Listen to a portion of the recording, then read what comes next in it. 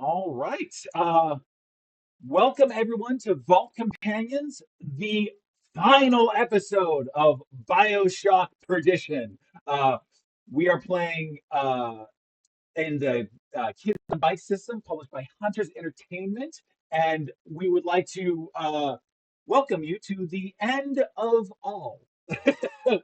I am Patrick, your game master today. My pronouns are he, him, and my screen name is Mr. Patrick Cakes on Blue Sky. I will throw it over to Natalie.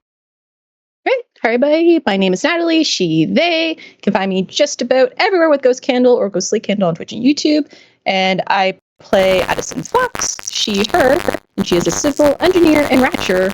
Though we learned a little bit about her last time that maybe she's not. All right, and I'll throw it over to Sparrow. Hi, hello. I am your favorite burb on the interweb, A Black Sparrow. My pronouns are he, him. I will be playing Wendell Hendricks, question mark, because we've learned that may not be his actual name, but his pronouns are also he, him, and he is question mark a civil engineer in Rapture. Unsure, truly. All right, and I will throw it over to Dianna. Hi, folks. I am Dianna, also known as Girl Pants on the internets. Pronouns she, her. You can find me everywhere that says Girl Pants. That's my handle. But today I will be playing Hellcat. Pronouns she, her. And is she a washed-up boxer? She is a boxer. Is a boxer. But arguably maybe not washed up. All right, and we will finish off with Flynn. Hi, my name is Flynn.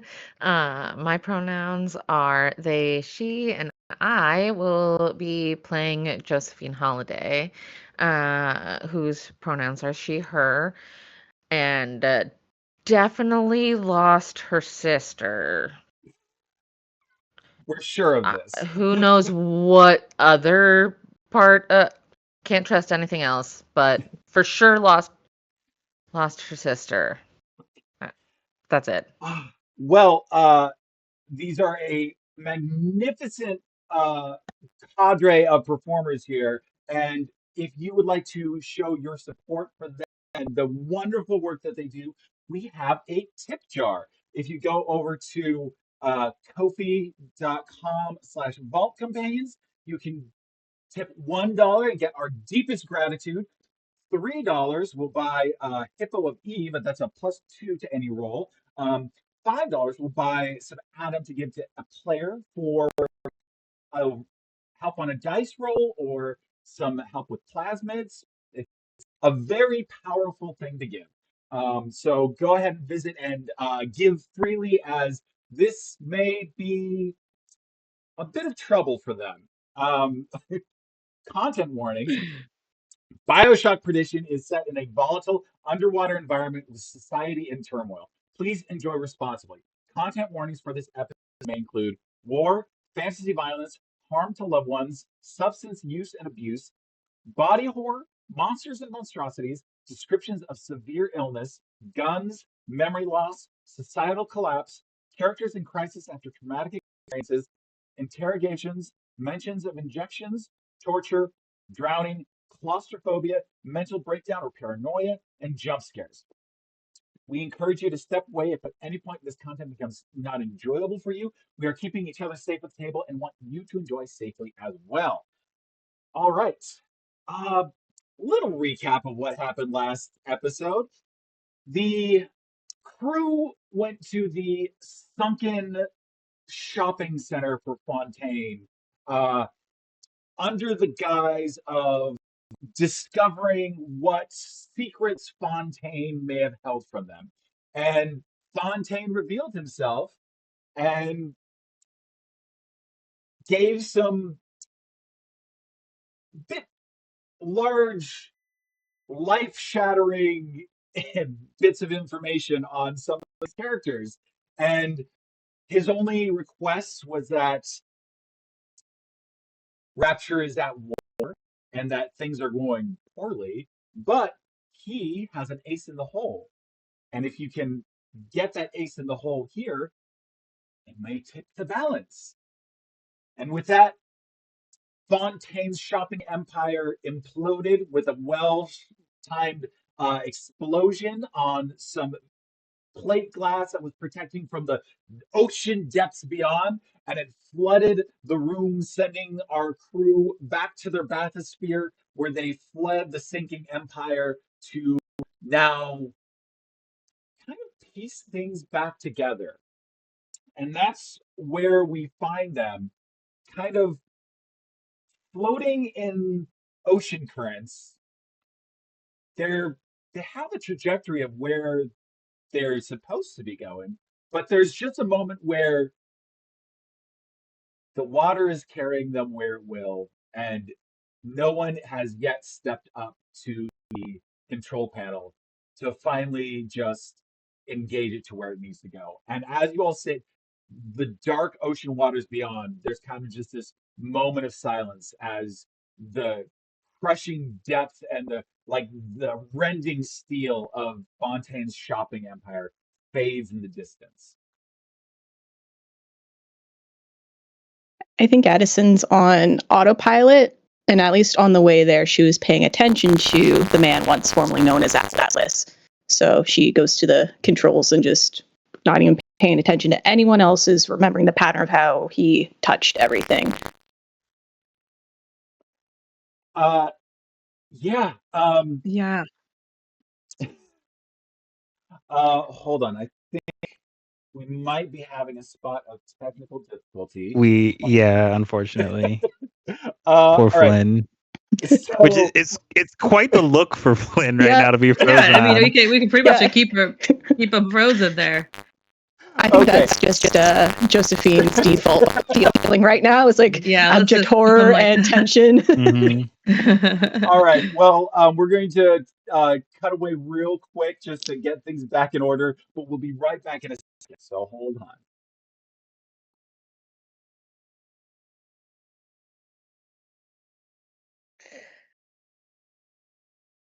All right. We are back. Tech Gremlins defeated. So you all are sitting in the bathysphere, the remains of Fontaine's shopping empire fading behind you. As he steps up to the controls and starts punching things in to get you guys moving again.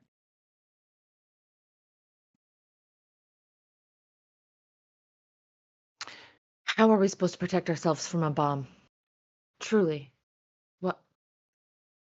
That's what's in here, right? It's the only reason we can't look at it. Otherwise, it kind of gives it away. Right? Is it a bomb? Do we even know what it is? I mean, that's all I'm thinking it could be. Otherwise, it's a head. Are we Somebody Are we that allowed you to love. open it? Is their head? What is it? What does it look like? I wouldn't. Wendy is like coughing up a little bit because almost had to swallow a bunch of seawater. So he's kind of just, I guess, seated in the bathysphere and there's no corner, but like away from the controls. He was pretty adamant that was for one person's eyes only. And I doubt it was a bomb because he literally capsized the office he was sitting in. So if he wanted to do something like that, I don't think he would send all of us to do another type thing. Yeah. He called it his ace in the hole, so it's got to be somebody that wouldn't be anticipated, wouldn't be expected. Something wouldn't be expected. He made a point to say read the card aloud when we get there. Right, so... What's the card say? Would you kindly return home? Read it out loud. We already read it out loud in front of him. Oh, yeah. That we did. So,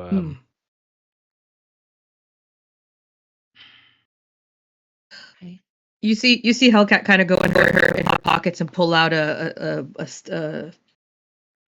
some cigarettes, and then kind of squeeze the water out, and just like throw it on the floor and go shit, and then kind of just like regret it and pick it up and kind of just like suck on it. So we're not supposed to. So we're not supposed to open the box. We're supposed to give this box to some random person, and then we're supposed to be not free. some random person, Andrew fucking Ryan specifically. But yeah. I mean, and he doesn't finish the sentence. It just feels like he's at a loss for words. Is your situation, Wendy, something that I would have like? I know you were like almost drowned, so no, nothing in my first aid kit that I would be able to use to. I'm trying to find a way to dote on you still. To take my mind off of what's happening, to be like, all right, homie's still spitting up salt water. I should probably figure something out about that.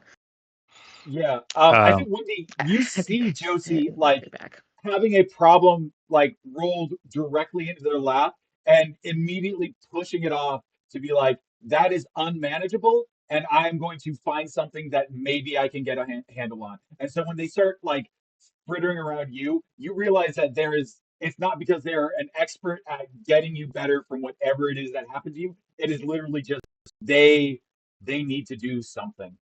I am a focus. I see. Yeah, and I think the only result is I ended up sitting next to you and just like patting you the way you would burp like a baby. Like, just got something.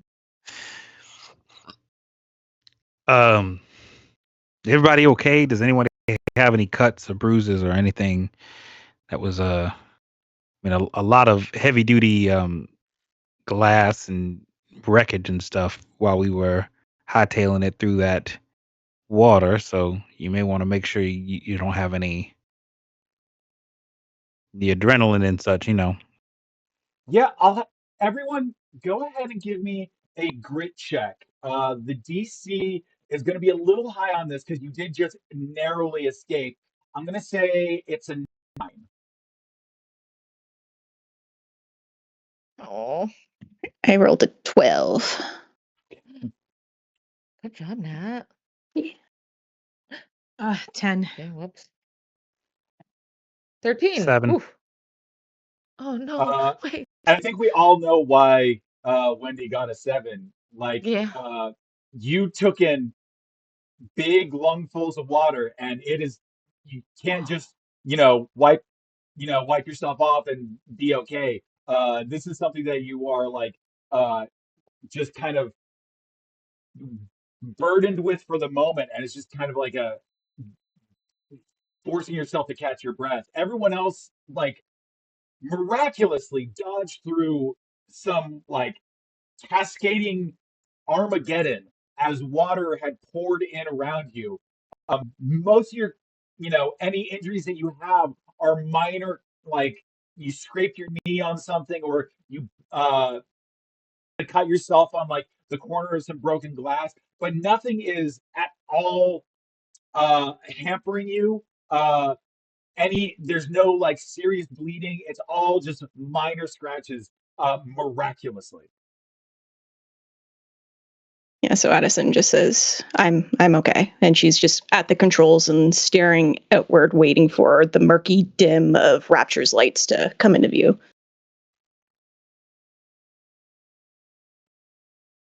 Yeah, I think for me it's a matter of just like you see me get up, you see Hellcat get up, and with the wet cigarette in her mouth, and she's just kind of pacing, as much as she can back and forth in the in this what is it, bathysphere? And Yeah. we're just like, Yeah. how much longer till we get out of here? Mm. Is it a claustrophobia thing or a thalassophobia thing? It's a wanting to get the fuck out of here after what the fuck just happened phobia. I need a break. I need a second. And she pulls out the cigarette. I need a fucking cigarette! And, sorry? No apologies necessary. In fact, thank you. And I try and look around while this interaction is happening for a cigarette that was like maybe already in the bathysphere that didn't get wet. Because I was like, oh, I could try and find one of those. That I can probably try and do. Okay, you in a moment of desperation, you were in that elevator as Wendy was kind of he had lost. He was about to punch his ticket, and you gave him that breath of air that kept him on this mortal plane.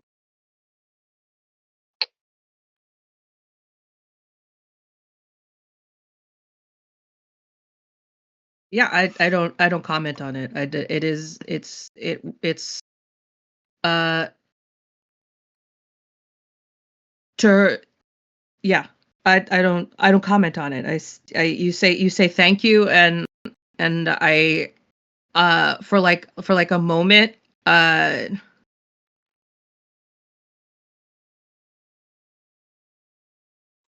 she just kind of looks at you, and it's like you hear a "you're welcome." It's a muttered "you're welcome," and it's like, but it's also like now right now is not the time.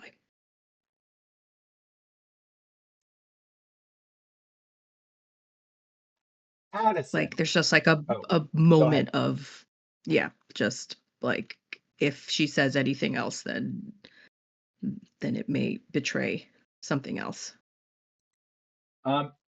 Addison, I would like you to make a grit check. DC is, let's say, 13.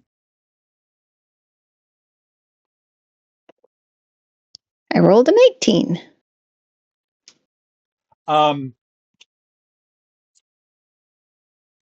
There's a lingering voice in the back of your mind. Just, it's kind of like calling at the long end of a hallway, where it's just like, sorry I couldn't I'm sorry I couldn't do the job. I thought I'd protect you, but I don't think I quite got it done. And there's this lament as you feel a disappointment that is not your own. And I'll say that's kind of where you're at. And then as you're sitting at the control panel, the radio, actually there's a telephone that rings. Do you want to pick it up? Yeah, she kind of like blinks at it for a second as she was in her like through that moment and thinking of other things, and she reaches forward and answers. Hello? I think we both know that something fishy is going on here. Yeah, definitely something fishy. Well, if I were given a chance, I'd like to explain maybe my bit in this. Maybe give some clarity. She's sort of been fiddling with the turned over ring on her hand. It's like, well, it is some of the thoughts I've had, is wondering what your part is. Whether you had to babysit me this time. When you get off, I'll find you. But you need to get to Ryan first. Go to Hephaestus. All right. Anyone present who would like to can make a brain check of I'll put it pretty low. It's probably like a 4.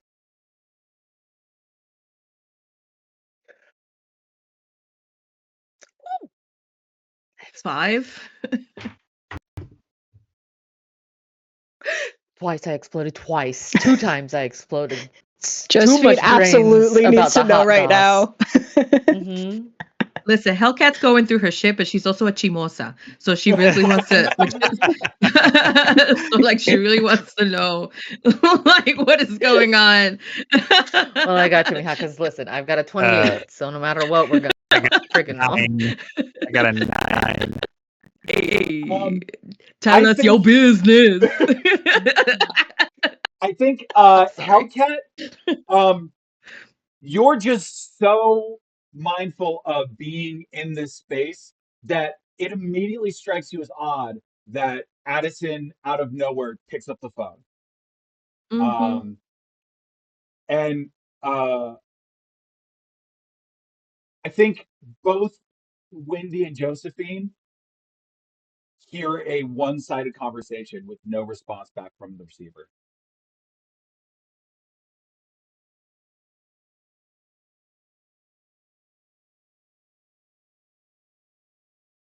What? Madison Can we just cut to put the phone commercial? down and is staring straight out. I think that Josie's like mine, eyes super wide, like looking at Sparrow, like, am I? Or sorry, because in this world there is no Sparrow. Looking at Wendy. Yeah, the fuck is that guy?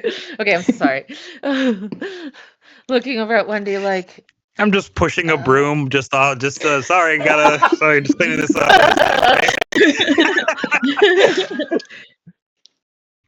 Yeah, I thought Rapture would be a cool place. Yeah. Out of curiosity, when she picked up the phone, did it ring? yeah, did it ring? No. Good call. That's what I was thinking too. No, It didn't did ring. Did not ring. I don't think so. Bueno. Addison, what the fuck? Okay. Yeah, I think that is just like.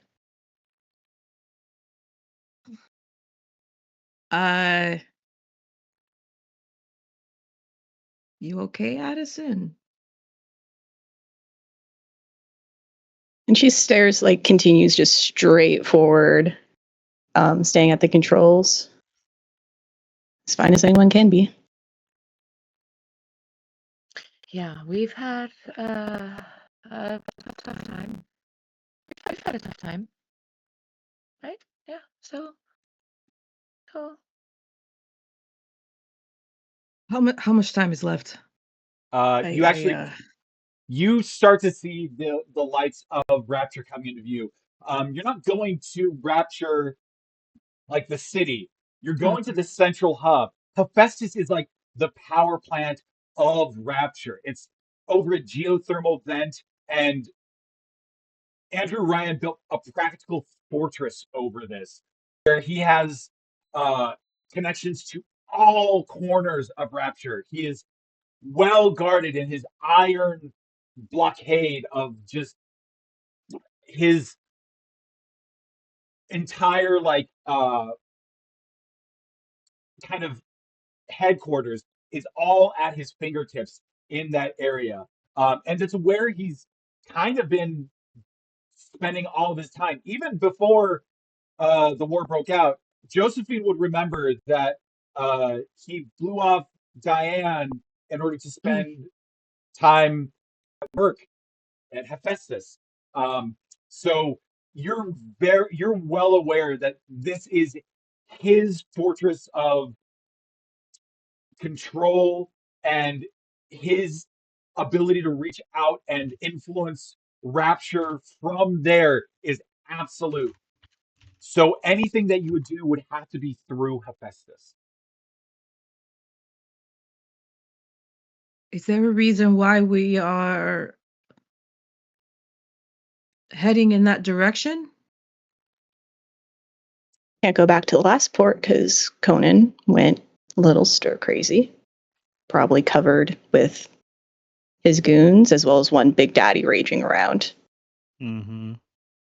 And we're going to need to get to Hephaestus anyway, and this might be our only gateway in because everything else will be on lockdown. And speaking only myself, I plan to see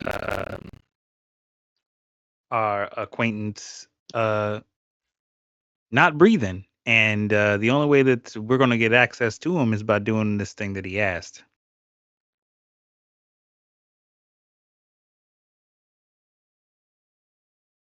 But Understood. that's just me. Understood. The bathysphere kind of has you still have to, Addison, you still have to guide it. It's not an autopilot, but the pathway into Hephaestus is very clearly marked. There's definitely a lot of traffic that goes in and out of Hephaestus because of valuable engineering parts or reports that have to be directly delivered to Andrew Ryan himself. So it's very easy to find the port that gets you like docked into Hephaestus. And you feel the lurch of the bathysphere as it connects with the docking mechanism that raises you up out of the water into the very Spartan dock. Like there's bare essentials. It's a dock, and that is it. There isn't any frills. There's no excessive aesthetics around. There is the dock. There are the riveted iron walls, and there is a few lights to illuminate the walkway, and that is it. This is very much a severe place of business, and its open, ominous nature kind of has the opposite effect of kind of pressing in from feeling like the full weight of this iron fortress as the door swings open on the bathysphere. All right. There we go. You all walk off the dock. Wait, I want to be say- the last one off. I want to be the last one off the bathysphere if I can, and I want to lift the receiver to hear if there's any dial tone at all. Like, or if there's any, like, just as one little. No. Okay, yeah, okay. And then I follow off. You step off. You know what? I said that it was austere and completely devoid of anything, but there's still engineers that work here, and they still, despite maybe some protests from Ryan, would need refreshment from time to time. So you hear from the corner the loud blaring sound and the lights of the vending machine of the circus of values, and it announces itself proudly, a cavernous space echoing all around you, situated next to a newspaper stand, as it says, find your fortunes at the circus of values, and you are free to purloin any uh, last minute essentials that you would possibly need. Ugh. I should definitely hit that. So between Josie's vending skill, and then if I can try and hack the machine, what kind of deals can we get? I was gonna say almost the exact same because I'm sitting here with tech savvy, so I think we can maybe work together Yeah. to make this happen. I will say each of you do a brains roll. The DC will be, I'll say it's an 8, but for every one of you that succeeds, you'll knock 25% off the price. Well, thanks to Hey, I Tech got Savvy, hacking attempts Mhm. on vending machines and turrets brains roll at one higher level. So Mhm. being at brains of 12, we go up to 20. Yeah, Go up same. to 20. Hey, all right. Let's go, engineers. It's a 17 from Wendy. 19. Everything's free. I will say everything is reduced by 75% because you did Oh, so snap. well. So there's Chechnyan vodka for sale. There's cigarettes. There's nourishment like chips or snack cakes. There's other essentials kind of sitting there. There's a tourist map for any who are interested in visiting Hephaestus. There's so many little trinkets on offer. Is there anything that you'd all like to get? I first I'm definitely want to grabbing grab. a map Oh, pamphlet. absolutely. One of those maps. I want to get Hellcat cigarettes because she was so upset about it. It's like checking a thing off my. Hellcat, I'll say this. Um, you kind of have like this simmering frustration, and you don't even realize it until Josephine kind of like pries your fingers off of the like clenched pack of cigarettes, and as you loosen your grip, she slides a new pack in your hand and just like closes your fingers around it and pat.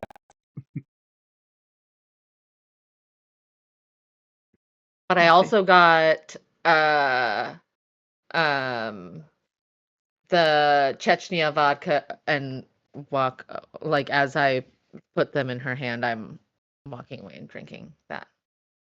Um, as Or not drinking that yet. as you are kind of going through, rifling through the selection to see what you can get, Addison, you notice a dim light from a off-shooting corridor, and someone is sitting at the corner smoking. All right. I glance at the group as they're figuring out their machine choices and take a heel step back before a couple more and turning to look down the corridor. As you step a little bit closer, you recognize the familiar profile of Marshall Fox, standing underneath a single bulb, illuminating like a halo around his face, casting shadows all along his cheekbones and uh, giving his face kind of like an accentuation with the smoke coming out of it. Hmm. I want to do a check so bad to see if I see her leave. Give me a brains check. DC 35. Oh, fuck off, Patrick. God damn it. No, do I it. picked See up if you my. explode the way. Josie could really want this. The dice gods That could was a give it to you. 5. Oh. 5 plus A 1, that's one. a 6. A one. um, I am very focused on cigarettes. Marshall looks at you. So Fontaine may have told you about some funny business going on in your head. Yeah. I guess dead men really do tell tales. Was it that obvious? Mm. Oh. It's I really did try and keep you safe. Hmm. The thing about it is, when Percy lost himself, I think Bernadette knew that if she was going to disappear, she needed a guardian. Yeah. I'm afraid I can't actually be with you on this.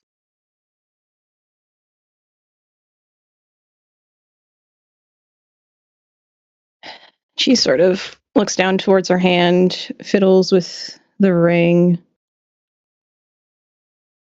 I don't even know what's real anymore in this moment. Well, I got this. Marshall Fox was real. I met Bernadette as I was trying to. A couple of people turned up missing, and I was hired to look into it. Fontaine is funny that way. He likes to hide his dirty little secrets. Bernadette and I really hit it off, and she seemed to be enjoying herself. But I think she wanted to also make sure she didn't upset too many people. So she told Fontaine, told him about a PI that was circling around, asking funny questions. Bernadette actually did see me one more time when she came in my office and got a full nose full of burnt skin and dead hair as she found what was left of me on the desk. Real shame. But I think she still had something. She liked something about the way that I carried myself, and I think that's why when she tried to hide herself in that brain that's upstairs, she needed me there to make sure that you had someone to look check in on you, make sure that you weren't getting into too much trouble. I guess that's why I was so much like you. And I'm afraid Bernadette didn't know too much about actual PI work. You listen to me, I had 3 Humphrey Bogarts in a trench coat. Well, apparently, she at least knew enough to make Addison Fox. If I'm being honest, you did a bang up job. You're really rattling all the cages you need to be. Did you really have to think of 2 divorces, though? Hey, it's if your life is that hard, you're gonna have to sell it a little bit with some tragedy. Yeah, I don't think she would give herself an easy life after everything. Yeah, I think there was a time when she didn't feel the guilt, but when it hit, I think it was a lot more than she bargained for, and that's why it was an easy choice to become just a part of Addison Fox. Mm. Well, I think we're close to see where all those decisions finally end up. And I don't think I'll be needing you for this ending. What I was afraid of. Take care of yourself. The best I can when you're a product of Rapture. I'll leave you with one more thing. Your friends, they all got something scrambled up in their brain. They're not going to be able to fix it on their own. The only one that can is Bernadette. Now, you can choose to bring her back, but I'm afraid it's a swap.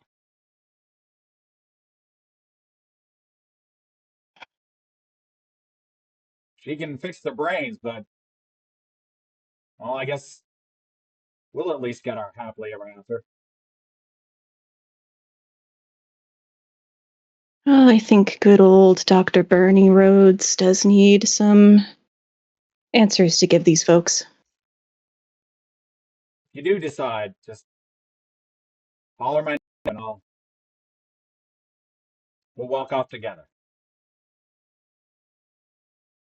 I like that.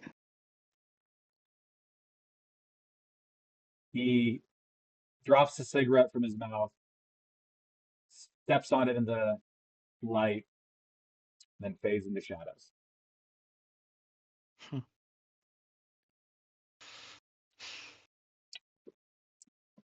And I think we see just her slick back, her hair.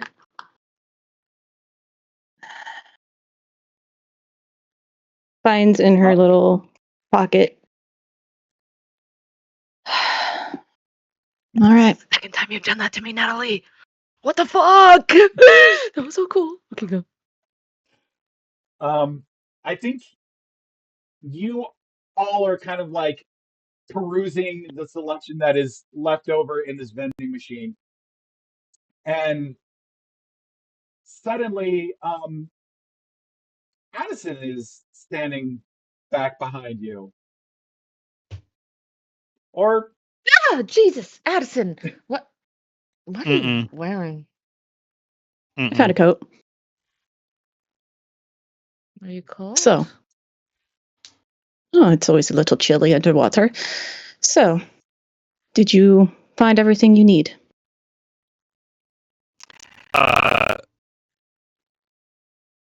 Step back behind Wendy. Patrick, can I roll to sense that I changed something has changed here? What do you need from me? Absolutely. Do we give need me- to? She. Fucking... Wendy has not turned around yet, but he that's why I want to know if I'm clueless or if I figure out what's happened here.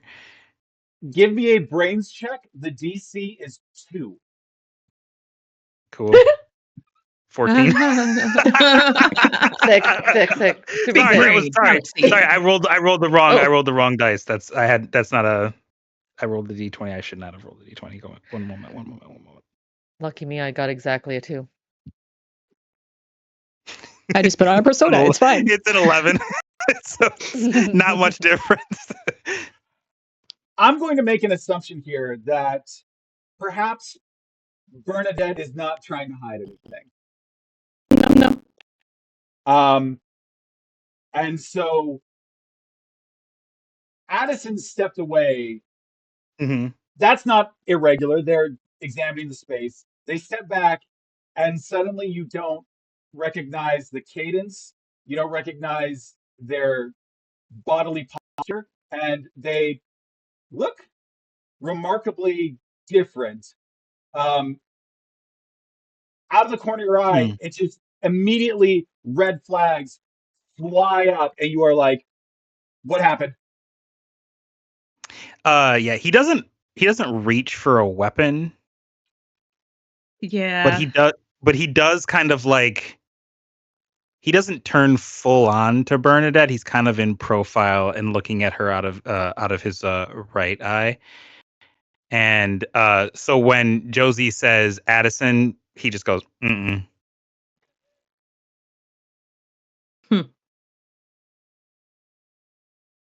I mean, you all learned who Addison was. And I was smart enough to leave something in my head to trigger me back if there was ever an instance I needed to come back.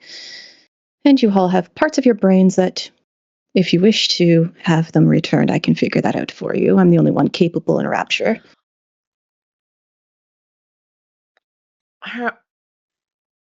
Are you not also the person that did this to...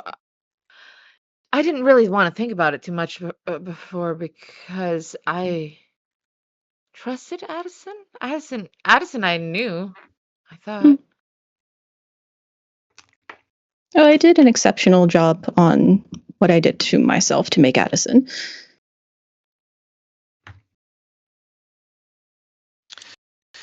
And now you expect us to trust you after everything that we just went through. Like, why? I don't. I'm getting really sick and tired of people playing us. Hellcat, if I may, and feel free to Please. shut me down. I I don't wouldn't do think that. Step back. I don't think the good doctor is asking us to trust her in this moment.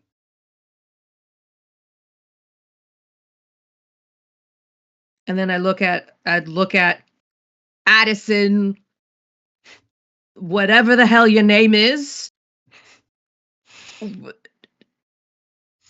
Are you? You don't need to trust me, the person, but I will see through on what work. Addison did come from something of me, and a good part of that is guilt. I've had my history that brought me to Rapture to escape from, and unfortunately that history has landed me in a rather serious spot with Fontaine. And because of that guilt, I'm willing to deliver the package, if it means the rest of you will get out, but should maybe fix some of my mess before that happens, because I may not be able to do it if we deliver this. I'm gonna walk up to her. I'm gonna grab her by the lapel, and I'm just gonna look at him and say, "Yeah." And I point at Wendy and Josie, and I say, "Fix them, fix me, so that we can get the fuck out of here." And then I there's just like no forcefully kind of flinching. like push her back. Yeah, there's no flinching or there? anything. She just accepts it. Now, Yeah. If I may, before after Hellcat says fix them, I've been broken once, and I have let me just be curt. I don't require fixing. Say what You're you will really about yourselves and Josephine, but I'm good. Well, great. Only two of us are fucked up. So at least That's I not am what anyway. Hellcat, that's not I what I said. I'm just I'm good with where I'm at. That's all I'm saying. I go and grab the cigarettes that I had just got Hellcat, and I'm sitting there now. And first, light this for me up to Addison or Bernadette or whatever. And then I'm also as I'm handing her the cigarette to light for me, I'm trying to drink the vodka. I'll pop that open and drink some of that.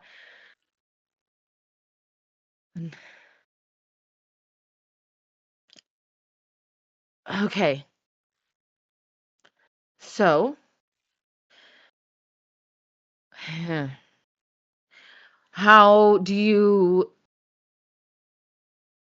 know who you were before? Wendell? I know enough. Okay. How do you know that Well, whatever is associated let with that enough? let the good doctor finish the sentence she was going to start. No, it's all right. And she's still like sort of adjusting herself. I mean, you were going to tell them about something about me, so I'm the only one that what? Just that you were the only one that Bernadette, volunteered. yeah, Mhm. Bernadette would know bits and pieces of all of, because Bernadette had the responsibility of overwriting memories that were already there. So in order to, and Bernadette would have figured this out the painful way with Percy, in order to overwrite something with something that is compatible, Bernadette would have to know something about them beforehand with which to kind of contextually mesh them together. So that you have bits and pieces on all of your part of your crew here, Um, I think if I don't think I can give you everything that you remember because you just undid brain damage. But if you wanted, um, I can give you like one bit for every person of your party. Mm. Sure. Hellcat, you were they were brought in, and this was early in the game when you were figuring things out. Um, but this presented an opportunity for you because before you had been trying to overwrite memories with ones that would cover their previous memories, kind of dispersing them and making them hiding them amongst the brain. This is the first instance where you just added information to their brain, where you literally just made whole cloth portions of their life that were fictitious. And you, I mean, it's a lot of simulation that you had to kind of translate into electrical impulses, but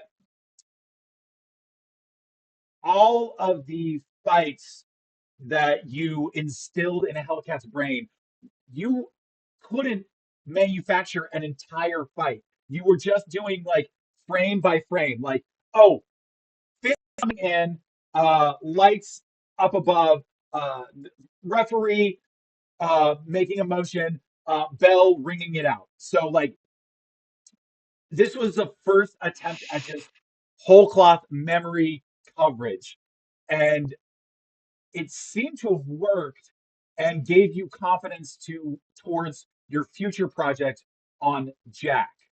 Um, I'll say for Josephine, uh, you Fontaine forced this guinea pig on you after she tried to assassinate him. She came very close. She is the only person to have come this close to assassinating Fontaine. And this was a little bit of revenge. This was a little bit of, hey, you try and hurt me, I hurt you bad. And you remember that interaction in like your office as you're like being confronted by Fontaine. He was upset about this. He wanted pain and he wanted punishment for this. Um, Laurel. Laurel thinks that he did this all of his own, but Laurel and his partner, you know Laurel and his former fiance.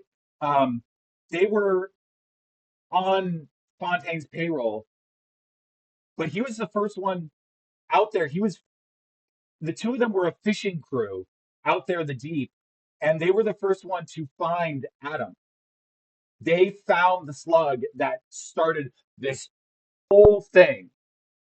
So when Laurel was feeling sad from the loss that he had experienced, it didn't take very much for Fontaine to suggest that perhaps Laurel could disappear because it's always good to cover your sources.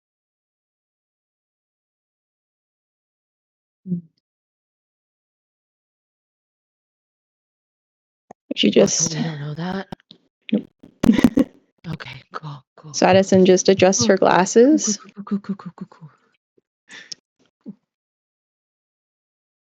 Like I said, Wendy, Laurel volunteered. He he like balks at the name Laurel, but says nothing otherwise.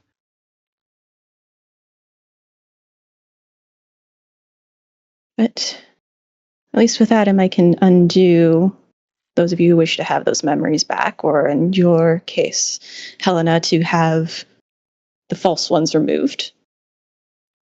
Because you only had a couple in you. It'll be a little harder, Josie, but easily undone with the right materials. You ruined our lives. So cavalier about it. Yeah, I look at Wendy and I'm like, I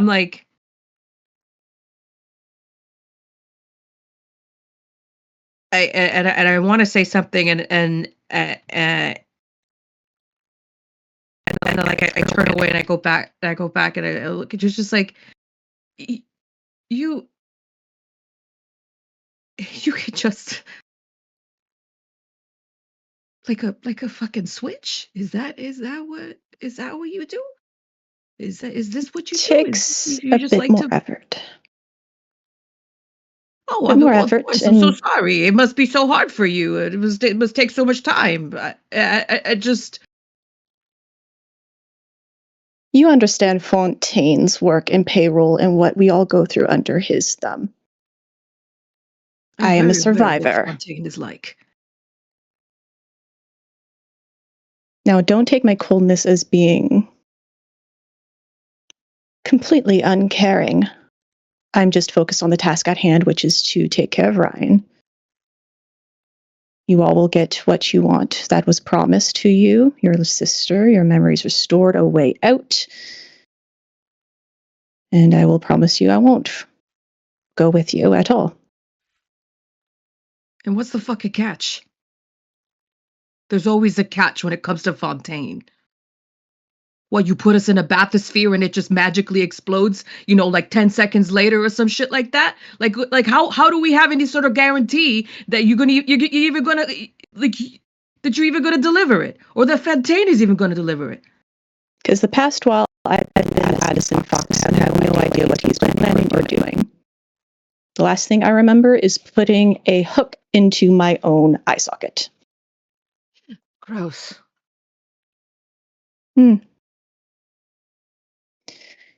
Either way, what you trust is up to you. I won't tell you what to trust or what to believe. Just know that I intend to finish this. I allowed myself to come back to say goodbye to Addison, so you may get the remainders of whatever you need to resolve yourselves so that you may survive the vileness of Rapture, rescue what you can, and I will deliver on what I need to deliver upon, which is this package.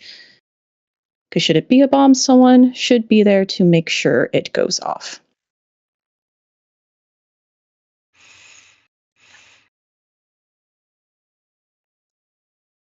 In this moment, I will tell you this. You can get your memories back. It would actually be very easy for Bernadette to do. Though there may be complications. This is still a medical procedure. And while Bernadette is very well equipped for this, you are not in an operating room. You are not in access to the abundance of tools. However, the procedure is very simple, and it could actually be done in a matter of minutes.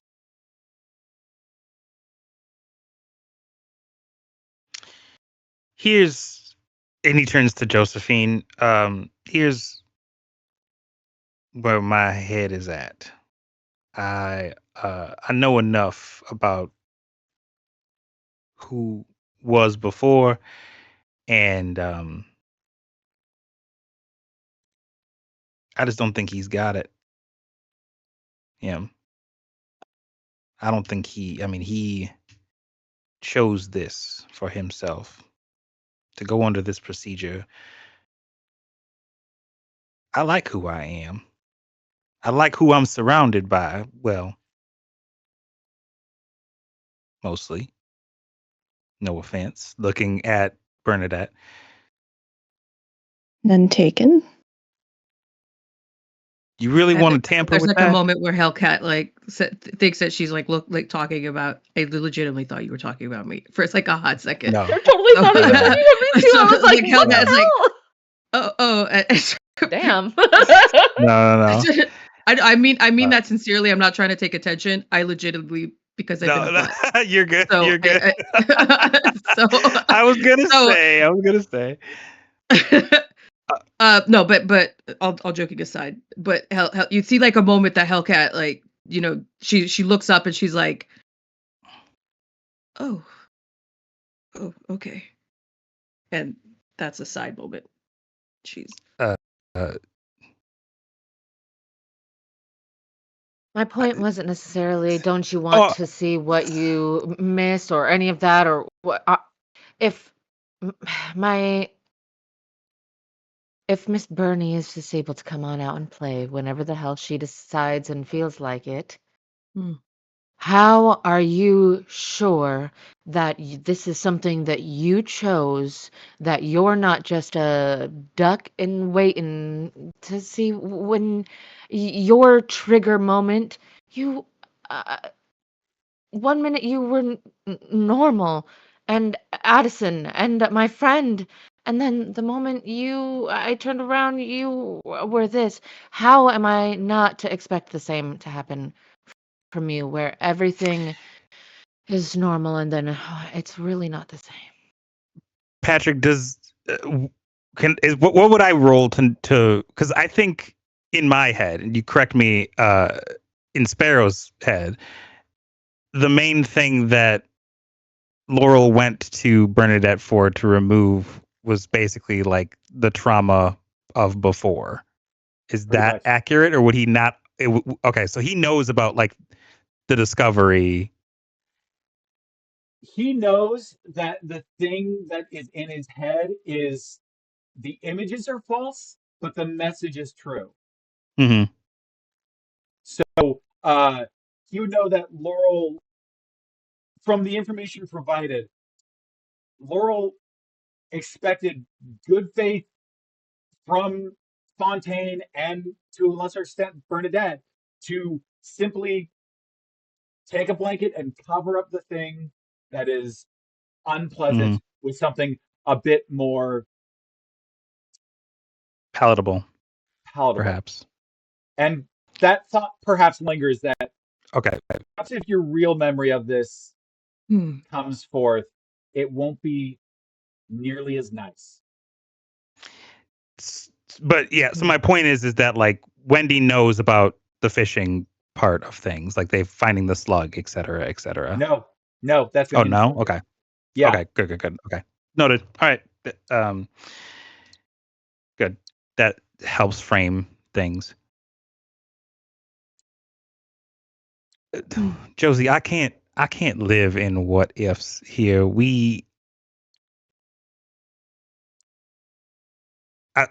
I said what I wanted to say about it. I'm not interested in another operation. I don't blame either of you for wanting that. I understand, but I have put that behind me. And I said, I personally don't know what Laurel has for the two of you, but I do. I know what I provide. I know what Wendell provides for the both of you. And I don't want that gone with a hook in an eye.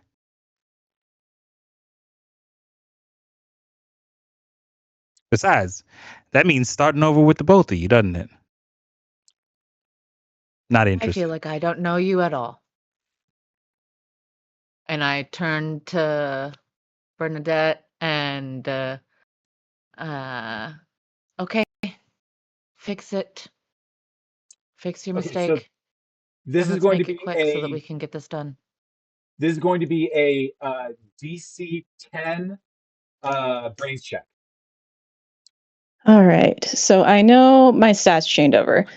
Do I get any of the tonics or plasmids or any of that stuff on the changeover? Okay. All of that well changed over.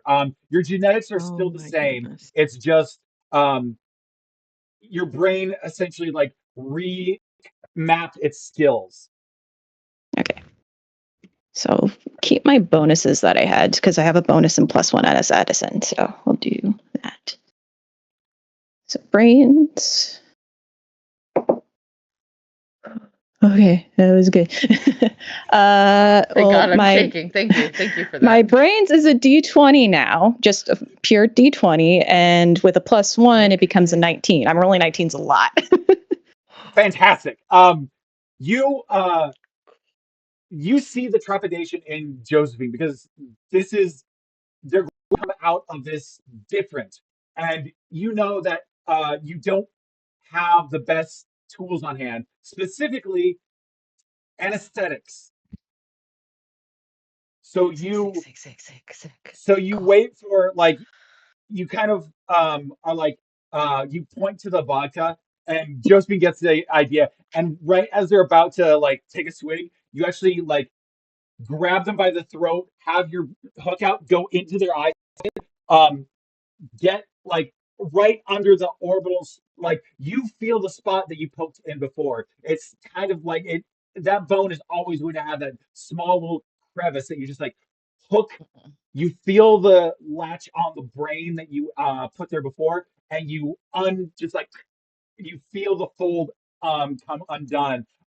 Josephine, there's a like blur, your vision blurs for a moment as the hook is forced beyond your eyeball, and then it's pulled Rose out. Patrick. Suddenly, you are it all floods back. You didn't lose your your parents like a couple of years ago. You lost them a while ago. You were a 13-year-old child with a like 5-year-old little sister, and you had to survive in a place that does not support you. You immediately sought about getting a job with Fontaine to be in the smuggling ring, and you were you were small and agile as a child, and that small hands are very valuable. You made enough money to raise yourself and your sister, always fighting tooth and nail for it. And then as you grew older, that one day where Loretta got sick, she started coughing a lot.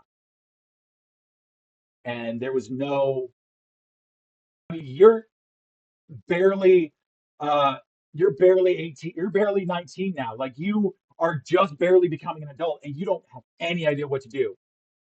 But Fontaine, he's rumors are going around that he has this like miracle genetic cure. Well, I mean, you've been working for him for so long. Maybe you can, and absolutely, Fontaine lets Loretta in on the program. You remember meeting Bridget Tannenbaum and her excitedly welcoming your sister in to get this treatment. It worked. She, the Adam, the slug, like formed a symbiotic relationship in her, and she's feeling better. But something up here kind of starts to go astray. She starts just kind of being a little bit less memory, bit more spacey. As you're kind of trying to take care of her, you take her back to Bridget Tenenbaum to look at things, and she's astonished, and she, without telling you anything, hushed tones, whisks your sister out of the room and promises you that we're looking into this further treatment. You like wait a week before you confront Fontaine. Where is Loretta? And you remember that meeting very well in his office. I got great news, kid. Loretta, she's doing great. All better. And what's Perfect. Let me see her. the thing is, that slug that we put inside of her, it's making even more Adam. Making more Adam and more Adam all the time.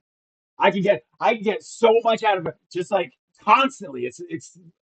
I mean, it's the golden goose. I mean, you heard that. So Hold on, I don't. I'm certain I misheard you. You didn't refer to my Loretta as a golden goose.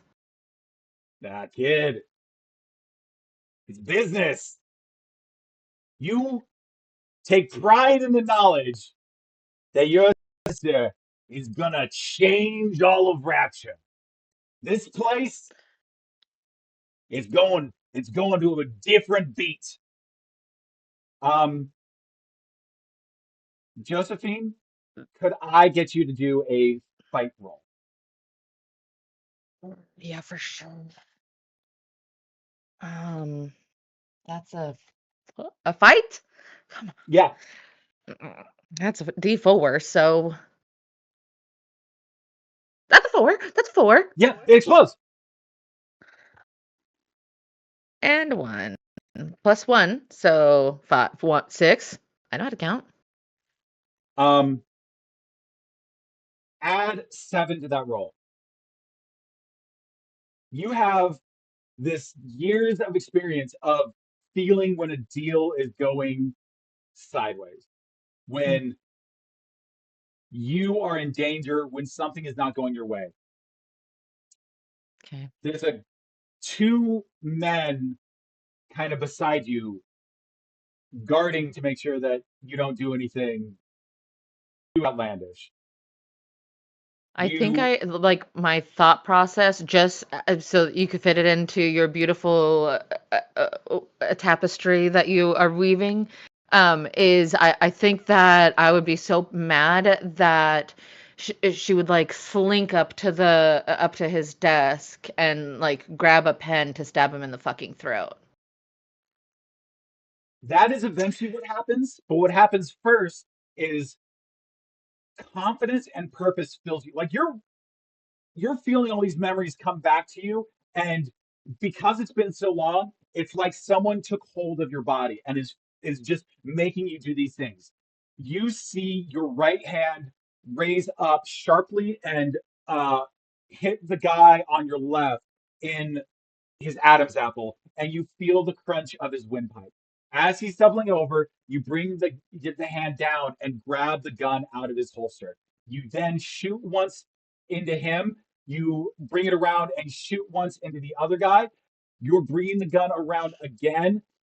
You're unfortunately you're not actually that good of a shot. You got these 2 guys because you had surprise and you were close. You fire off again, and as you're firing, you can feel the kick on the gun already altering your aim, and you know you're not going to hit Fontaine.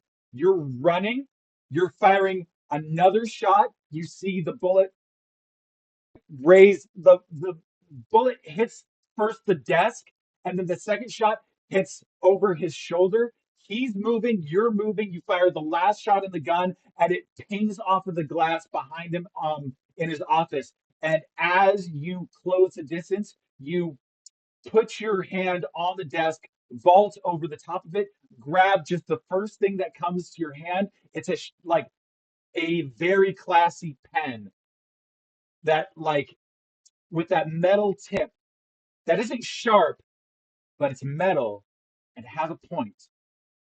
And you go to slash at his face, but you, unfortunately, he sees it happening, and you know if this needs to be slashes. You need to slash and catch like a vital part, an eye, a lip, something where there's either going to be blood or there's going to be uh, or you're going to hamper his ability. He sees you coming and closes the distance even faster, and you stab right into his throat, the pen burying itself up to your hand and wedging in his flesh.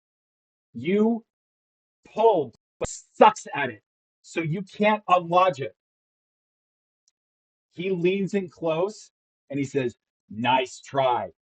You feel him grab the side of your head, and you hit the side of the desk once, twice, and you're out.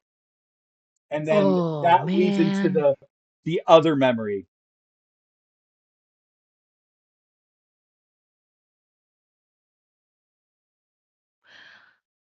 Okay, so now my procedure current time is done. Yes. And I'm back to present. Okay, I think full sob and going back to my cigarette. Your turn or whatever. I would like you And to add sitting in the corner. a +5 buff to all your fight rolls. Fuck yeah! Wait, I have a +1 to my fight roll right now. Do I get a 6 now then? Yes. Or Yes. yeah. Oh, snap. Woohoo. You all see this sudden procedure. Like, you see Bernadette move so quickly, and just like the procedure is over before it began. And there's a moment where Josephine like shakes off what happened, but then you see like a more composed rigidness and a confidence that they didn't necessarily have before.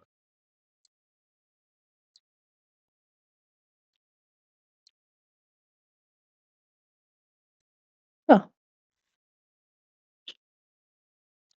Yeah, I'm just sitting in the corner, bottle in hand, and a cigarette, just like waiting for if Hellcat is going to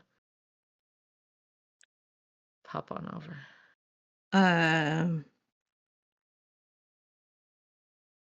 Do you need this?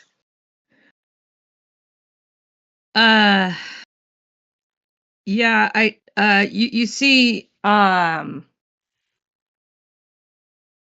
see me take like a swig, and then another, and then another, and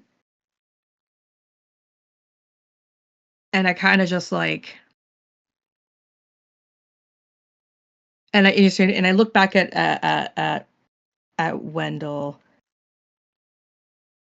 and I, so I'm looking at you, and I'm like, I'm trying to parse you out, like what, like where, and you really don't want to do it.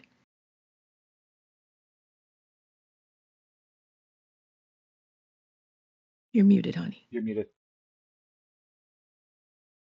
What makes you want me to do it?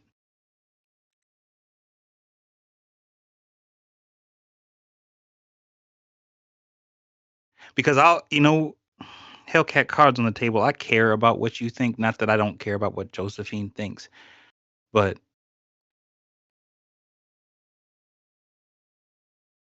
I just want to know what it changes for you if I do it. I don't think it changes anything. I think what's important is they took something from us, Wendy. See, Don't you think that's that's important? that's the unfortunate difference, is that they took something from you. I gave it away.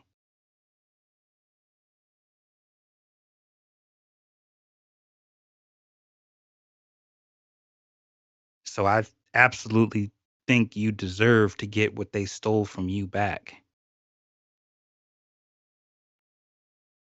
But me, I volunteered for the procedure. That's the one big thing that I know that changes this for me. Okay. And it does And not now matter off to of me. mute, I stand up and walk over to Wendy and get all up in his face and be like, "Do you really think that you volunteered for this? Still, after everything that you've seen, we just had false memories put in. You can believe for certain that you decided that you just weren't tough enough to handle something that bugged you? And that you decided all on your own that you were going to remove a bad feeling from yourself? Are you for real right now? I don't think that they Josephine, said I'm that only in going to say the this to you 60s. once. Yeah, go. Sorry. I do believe it, And you know what? At the end of the day, Ryan's in the dirt. Ryan is in the fucking dirt. And I am going to make sure he gets there. Yeah. And I don't know if who I was before has the juice for that. I know I got it.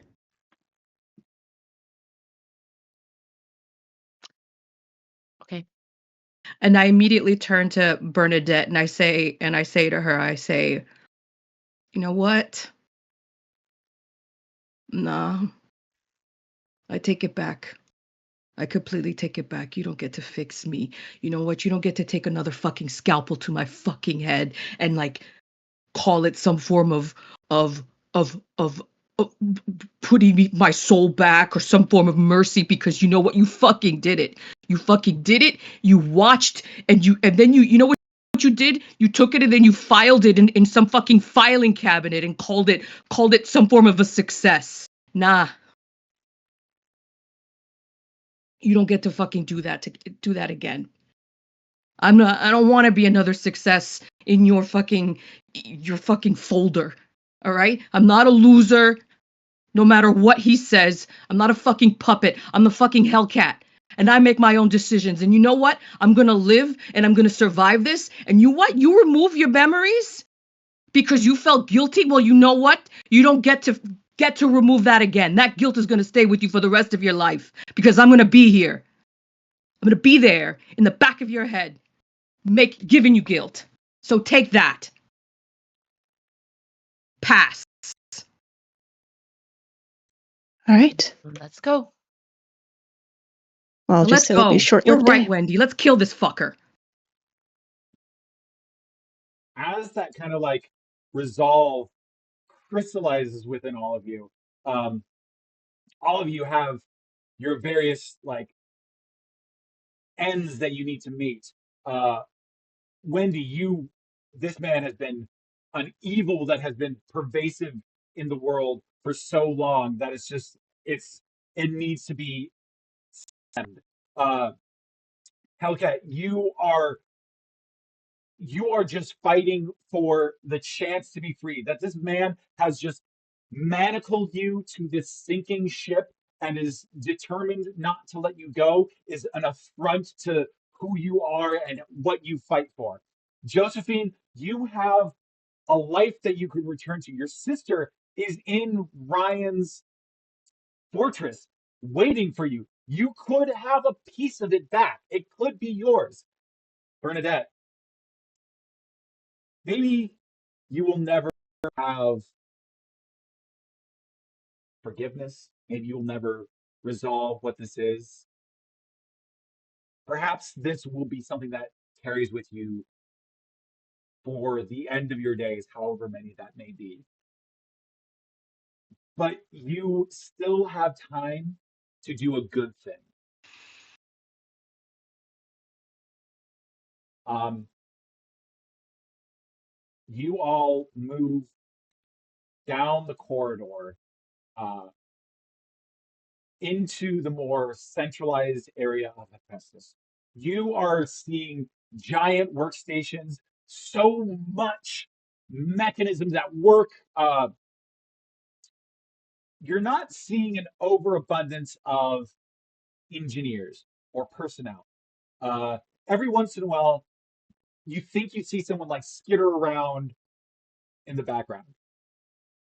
You can't really be sure. There's a lot that's moving around in this giant power station, and it feels so cavernous that you're walking into, and you think that that is the idea, that this is all built up to be a magnificent edifice to the what is the man who built a city under the ocean. This giant iron structure, all all there to hold one man aloft above all of you. You move through. And I would like all of you to give me a flight check. The DC is going to be, well, I might as well give you a fighting chance.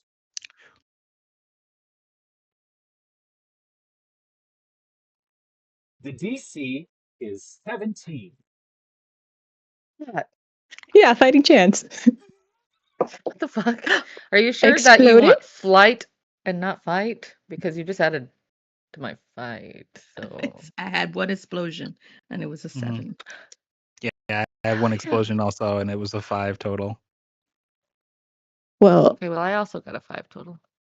I got a math because Bernadette has a different flight than Addison. So 12 plus 9. And then my tonic still is a +3. So 12 plus 12 is 24?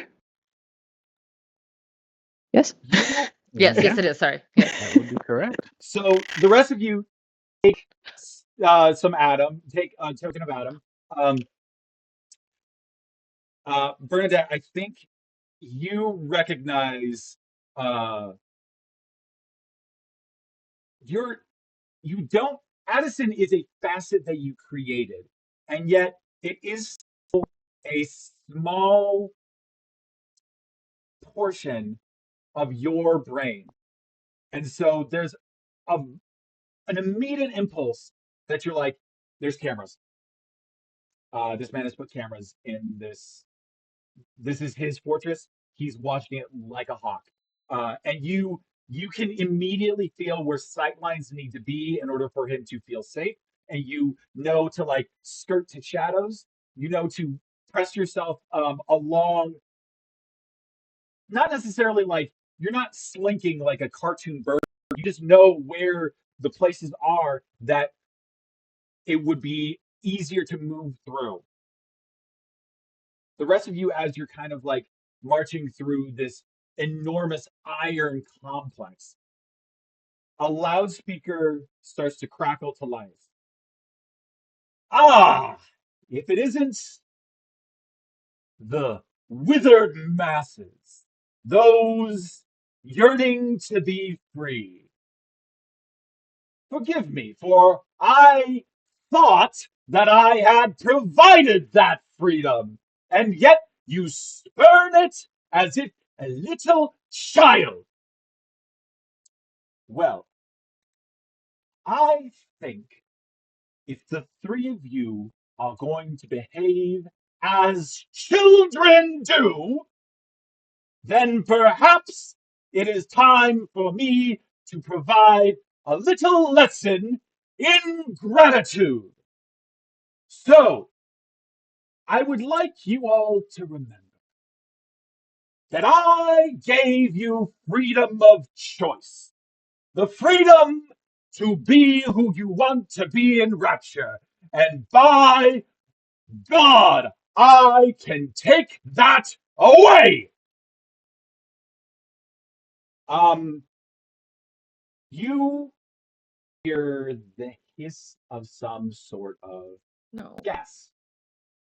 Something is being filtered into the room. I would like every player here who bought a tonic or a plasmid after Ryan lowered the Oh price fuck. to please give me a grit roll of 25. Oh my god. Fuck Wait, if right you bought off, a Patrick. tonic, So wait, can you say after that New one more time? Year's, If you purchase a tonic or a plasmid after Andrew Ryan lowered the price, please no. make a DC 25 grit check. No. I was so ready to buy a tonic at the vending machine too. almost So It's wait, bought like, does that another count the tonic. vodka? I Does that count the vodka? No, this is just for Just the tonic. plasmids and tonics. So that electro bolt that you bought, Oh fuck me, it is me! Okay, god damn it, motherfucker, son of a bitch! Yeah. Patrick. All right, that's a You all 14. you all hear far off giggles and whispers in the corners of Right off. the of the facility. Um, when I took hold of those plasmids, I thought to myself, perhaps it would be good as an instrument to spread my word unimpeded. Josephine, go ahead and make an attack roll using electro Mm-hmm. bolts. Cool, Uh, cool. will target one of your three companions. Sick. Okay. Fuck. Do I have to pick or whoever's closest I to can pick me? for you. One, D4. Roll. Oh, fuck. Yeah, no D4. +6 though. That's a 3. So that's a 9. I'm going to spend a token of Adam to make you explode. Wait, hold on. You're gonna spend a token of Patrick. Oh. Wait. Okay, so I have to roll again. But wait, hold on. Yes. Let me read you my Electro Bolt really quick because my fight is D4 +6, but my Electro Bolt says add +5 to fight roll, and Yes. my target loses a turn. Yes. So that's 9 plus my 5 then, because I Yes. didn't add my +5. Okay, so then 14 is what I actually got, and also whoever was closest to me doesn't get a turn. They lose a turn. But then you spent a thing on top of it to still fucking make me explode? Yes, I did. Oh, fuck me. Okay. I'm so sorry. It was the hardest thing for me to hit. Well, I got a 1. So. Okay. 15 in total. Yeah, yes. Yeah. Um, Yes. I'm gonna say I'll take this out of your hands. You're upset with Wendy. Yeah. Wendy, Yeah. you Mm. just Yeah. he is so stubborn. He's so stubborn. He's refusing just to see the truth. All it is the truth, and you are so. How could he do this? This is insane. Um, you raise your hand. Wendy, could you give me a brawn check? You betcha. I think I immediately am like, oh no, fuck. Let's go. That's an oh no. Hey, Wait, are That's- those Oh, explosions? Yeah. Oh, hell yeah. Oh, thank Oh, God. hell Okay. yeah. wait. Oh What my was the God. total? What was, Patrick, you want to take a wild stab at the number that I came up with? Oh, something good. what is 45. what is the Exactly. Yes. You guessed it in one. What the fuck? Hell yeah. Bernadette made me smart. I rolled 4 10s and a 4, and I have a +1, so it's 45. I think I gave it away by like I started to yell at you. Wendy's not afraid of anything, even a bad memory. Okay, like that's the part that Josie's like pissed off about for some reason, and immediately gave that away because 45 is fucking wild. Stupid. That's stuff. fucking wild. Okay, I will say this. That Save is that such for an when you get to outlandish actual roll. Andrew Ryan. That is Say that that. is so wild. That is such a insane roll. You do rebuff this. You still get hit by the electro bolt, so you are going to lose a turn. But Okay. I'll say this: Josephine has to keep on making those grit checks. You can also give a charm check, and however much you roll will add to their roll. However, um, before we get to that, Okay. you all watch as Josephine raises her hand and the electricity crackles out forced from the fingers. And it's like this is zero range. She is right next to you, and you can What does feel that look like? Like, what does that look it. like? Like when that happens, is it like is it like she's overtaken, or is Um, it like a Good you know question. what I just mean? yeah, you just see their personality, like how they're holding themselves, how they kind of they are still Josephine. Like you can still see the Josephine flavor to whatever they're doing, but they like you can see like aggression really like ramp up. You can see uh you can see a frenzy that enters their actions. Like they're not moving with solid confidence of where they're going. They are it's the jerky motions of someone who is backed into a corner and is doing something out of pure fight or flight. And um you can see like a person in distress as they raise their hand, the energy crackling off. They go to fire the shot, and Wendy, you just grab by the wrist and like aim it like skyward up into the ceiling, where it just hits and disperses immediately.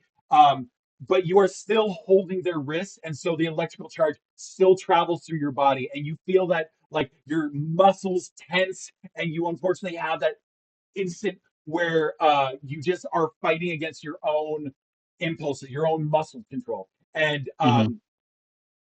Josephine, as you like sneer at this like brazen deflection by Wendy, I'm actually going to send us to break. It's Oh, we need to absolutely give Oof. everyone a time to take their bio breaks, get your water, refresh yourselves, and we will Oof. be back in 10 minutes. So see you very soon.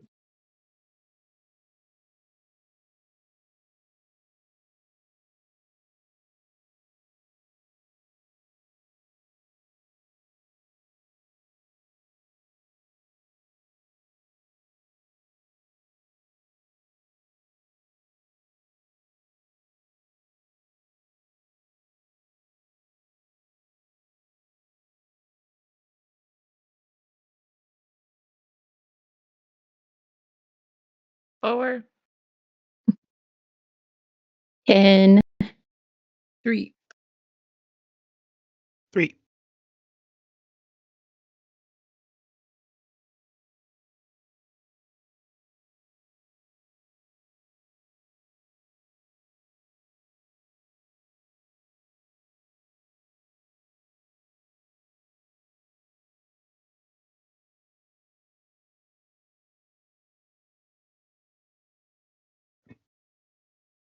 I Hey, mean, I can. my We can hear mic was you. off. Oh geez. So um everyone just randomly shouted numbers after I voicelessly said things. Um so that was their initiative roll. Okay, Bernadette, you are first to act. You see Josephine strike out. Um, what would you like to do on your turn? You can kind of sense that there is the effect that is happening to Josephine is happening to people who took plasmids. And that Mm. means that anyone that thought that Ryan's plasmids were a good deal are now completely under his control. So you are going to have company soon. Hmm. I think she still wants to stay out of sight, knowing that he said 3, not 4. Mm. So, can you just give me a description of what is immediately around, like the others, like Josephine, Hellcat, Wendy? Yeah, you're kind of in this like antechamber where you can see like a lot of machinery in place for this isn't the power plant itself. This is um kind of like an operating room or an operations room where they outflow from the power plant itself into greater Rapture. You have like a back corner where there's a Vita chamber, a first aid center. You even see that a circus of value that you bought your goods from. There's a control panel up close, and further back into the room, you see a hallway that leads deeper into Hephaestus. You think this leads kind of into where Ryan would be. Okay. Now, Addison had initially gave Josephine the package when we were in Fontaine's office. So does Bernadette see the package visibly on Josephine? I'll say, yeah. Josephine is I still did think that I Josephine. had it when I was in the thing too. Yeah. Yeah, Josephine is still Josephine. So it's just it's kind of taking any emotions that they're having and heightening it. So you see them get very protective of the package, but it's there. You can see it. Okay. So we only have a matter of moments before more come. She'll hold a thought for a moment, and she'll try and help from her distance to get Josephine back on. So if there's something loose, her mentality is, well, she just messed with her head, so why not give it a bonk? And is going to telekinesis something to throw at Josephine's head. Yeah. Go ahead, give me that fight roll. And I'll say, Josephine, give me a brawn roll. Beautiful. 11 total. Sick. I got a 1. Battle rolls come in handy sometimes. Yep. Assuming this works and doesn't just give me a bonk. I will say this. You take, like, this is a room full of heavy machinery, and so chucking like a utility cart at Josephine would probably end in a body bag. Yeah, I wouldn't be doing that. So like Looking like hand-sized. you scramble for a second and find just kind of like a scattering of tools on a table, and you're like, okay, let me find the lightest tool to try and just like, you don't need to clobber them, you just need to like accurately get at them. And so you grab like,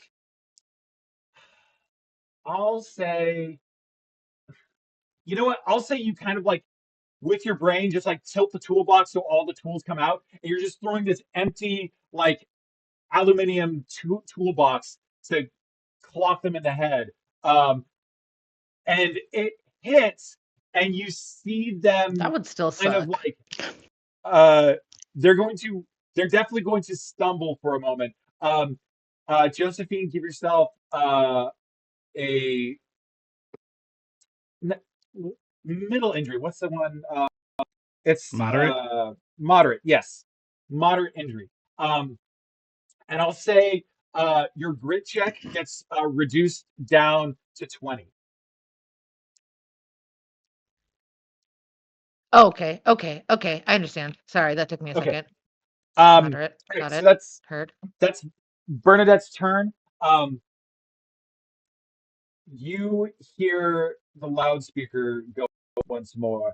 It's like, I'm not even opposed to you being here. That's how magnanimous I am. I would open my doors to you freely, and yet you slink in like parasites coming to steal what is not yours.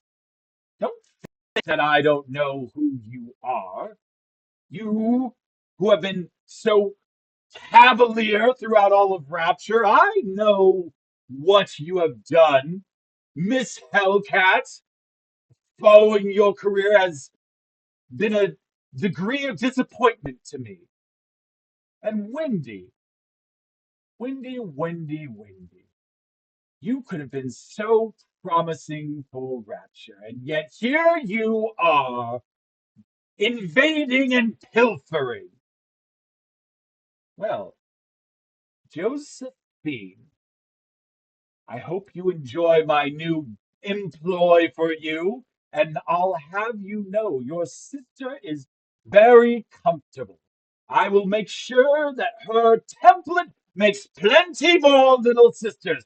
This city will run on Adam till the day that the rapture occurs. And that will be his turn. You How fitting, how fitting. Hellcat. His whole turn is just talking. Yeah, which his I whole think through turn is just that, like I think through that the others would see now is Psychic Burdette damage. focused on the package and is like about to ready to go to the hallway. all right. Hellcat, that's Roll, your turn. should I roll psychic damage? Like, what is that? It's like, what are the I'm trying to get a trying to get a better lay of the land, and an understanding. He's talking. Where is he? If we can see him, where is what? I Yeah. I think what you can intuit is that he's in his office is His deep fortress of inside. solitude. Yeah, he is in no way hiding this from you. This is a facility where everyone knows where they need to go to talk to Ryan. Um, you, I think, can easily navigate your way to where he is. Yeah. He's definitely in his office. He's speaking over the loudspeaker. Yeah, so I look at everyone, first of all, you know, you are Josie. I see you go and attack, and I kind of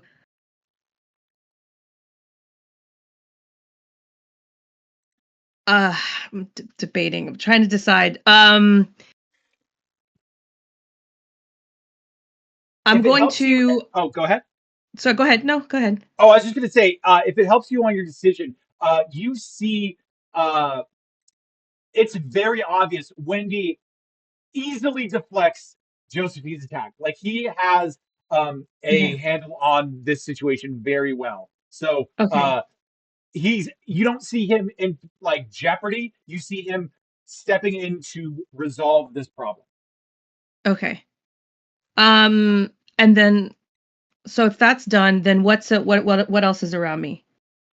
Um, you have control panels around you. You have the kind of vending machine in the back. You have the hallway leading forward. Is there something that you're looking for that you want to see if is in? I think I'm trying to get a understanding of like, is the we're supposed, like, he's obviously like Ryan is trying to obviously kill us. Uh, you know, are we trying to deliver the package? Are we trying to kill him? Like, What you're trying to are do we is trying to escape? Because I'm trying to effectively just trying to decide. Like, there's like 5 different options right now. yeah. And I'm also not trying to leave anyone behind. Um, and I'm also trying to make sure that there isn't any danger around us. So I'm overwhelmed. I think I think a summary of where you're at is that um, you want to escape Rapture, and Yeah. Andrew Ryan is the one who put the lockdown on all the bathyspheres and everything. All right. So Say it's through less. his Got it's it. through his control panel that he kind of like locked down Rapture. If you want to venture out any further than the city Yeah. itself, it's really you have to get to where you can unlock things. Got it. So I think that's what I was trying to understand is like if he locked everything down. If that's the case, then I'm going to use my map, the map pamphlet, and I'm Yeah. going to make I'm going to motion to folks to start heading to where he is. I would like to head to exactly where he is, if I want to be specific.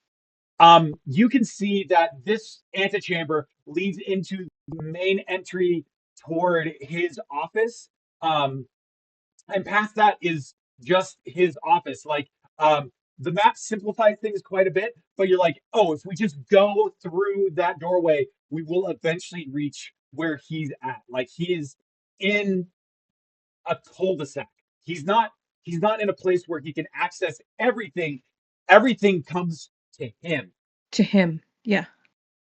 Then yeah, and then I motion for us to start heading in that direction. With a very alert, like looking around, making sure there isn't anything that is going to hop out and attack. Yeah, give me a grit roll.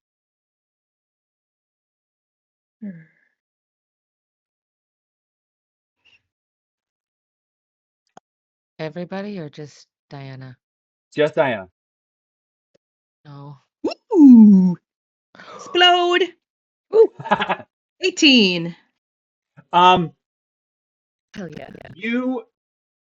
You can hear like the chittering and voices of splicers incoming.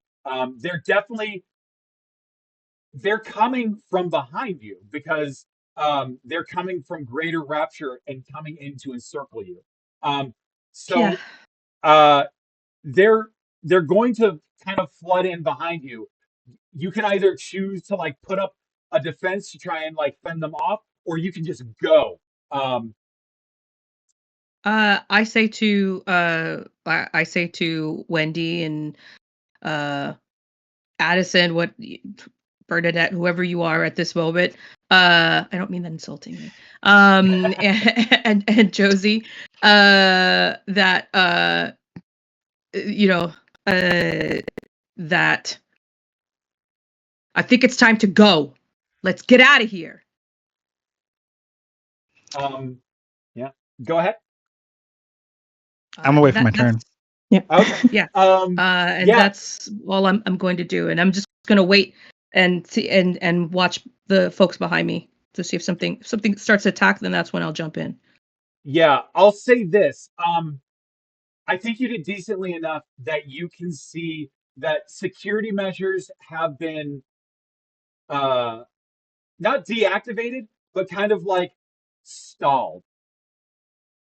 If Andrew Ryan is the center of everything, that means he controls the communication outside of this place to any enforcement agents security agents that he would could summon at his beck and call. He would also have control over turrets or bots, the bots that hover around with the helicopters. But you aren't seeing those activated right now. So this is something that is not necessarily like a tripwire waiting for you. This is something that is at his whim. But with that, you you turn around and you charge through that hallway. And we'll get to your where you get to on your next turn. Wendy, because you rolled so smartly, I fantastically, charged smartly. Okay, Smartly. let me just be clear. I dope recklessly, smartly, please. And not leaving anyone behind. It's not a Magnus Burnside situation. Yes, is it? Yes. All right. You very intellectually charge forward. Wendy, I will give you a chance to get your turn back. This is going to be I'm going to say brawn. I'll do a brawn 10. Where you kind of like fight against your own musculature to gain control of yourself. Well, it ain't an explosion. Meets it, beats it, because it's a 9 + 1, which would get you to 10. Absolutely. You All right. put all of your like strength into just controlling your muscles, preventing them from convulsing, and uh, you bring yourself back to a point of control to meet Josephine's gaze. And Josephine, it's a look of heartbreak.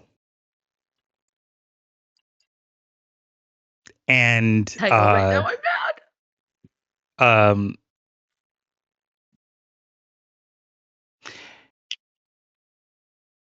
because I'm thinking I don't know if Wendy knows yet about I don't know that he the would. situation. Yeah. So it's heartbreak. And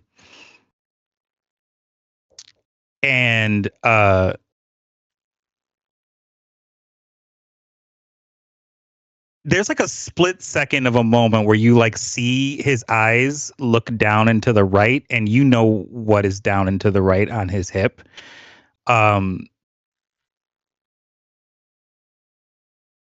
And he can't even come up with anything to say to you, and he's just gonna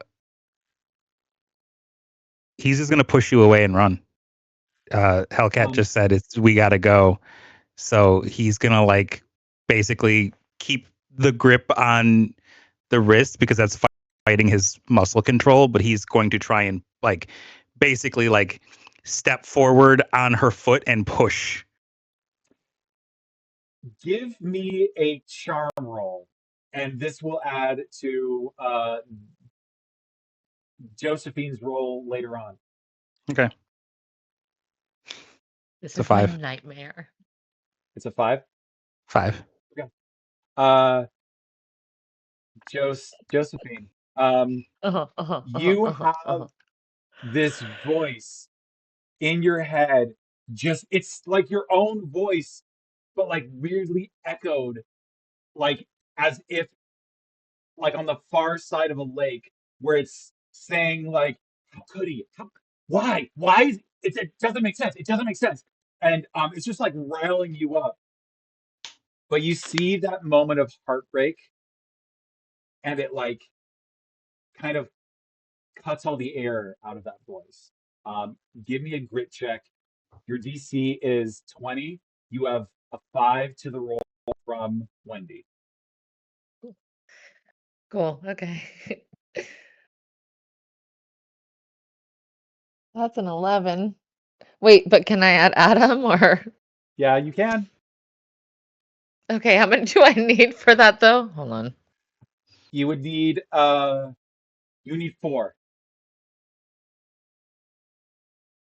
Oh, sick. Okay. 1, 2, 3, 4. Goodbye.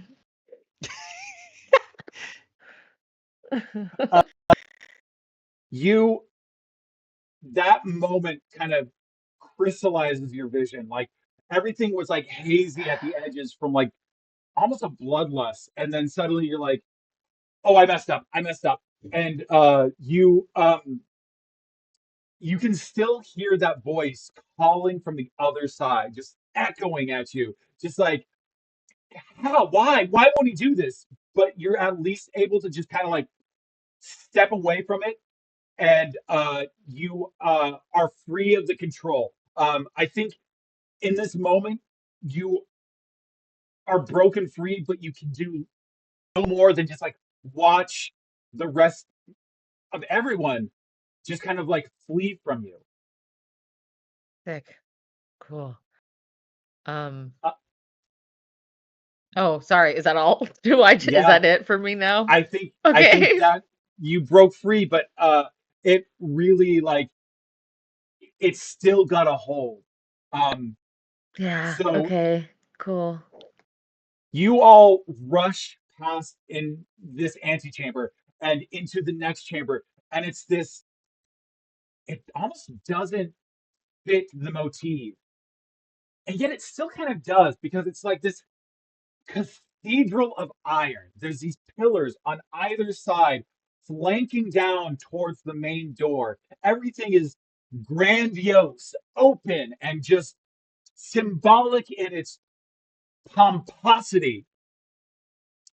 You look to the walls and you see 3 of them have what you would notice as like splicers. Like they have like the corroded skin on their face, or the like musculature that's just kind of like withering away. They have that hunch to their body, but they're all three of them have been harpooned through the chest and pinned to the wall, and they are dead. And as you walk through, you hear the voice crackle again. These are the others, the would-be assassins who would see my generosity and spit in my face. If you would like to join them, come with me to my study so that I may see my attackers face to face. The door in front of you, a big iron, heavy monstrosity of a door. You hear its gears like lock into place and grind open, screeching against itself as the door opens for you to travel through. It leads to another corridor. This one, the iron walls are still there, but the flooring is mahogany. And as you travel further, the iron gives way to wallpaper with like intricate design, laurel leaves, like printed in gold filigree, uh, ornamental and very much like a hard demarcation as you step up to a large plate window. On the other side, a man in a suit stands at a small carpet of turf with a golf putter as he knocks a single ball into a hole. I was so generous, opening my dream for the people of Rapture. Jesus Christ, you talk too much. Get to the point. Oh, What? the point! The point, Miss Hellcat! He slings the golf club over his shoulder, goes to the door and opens it up and steps out amongst you. Uh, Wendy is going to use telekinesis. I don't want this man seeing me. Or sorry. Hold on. No, I can teleport. Teleportation. Wrong T word. I don't want him seeing me. So if he's Yeah. turning, I don't care where, just behind him someplace. Oh, yeah. You absolutely poof out of existence and emerge in a dark corner of his office, a lavish space, multiple like bookcases lining walls. There's statuary in place. You see columns with giant bronze busts of Andrew Ryan's torso peering down at you. Enormous things. If they fell on a person, they would crush them without hesitation. Mm-hmm. And this is I'm where gonna all the money crouch. goes. I'm gonna crouch in case he turns around. I don't want him seeing me.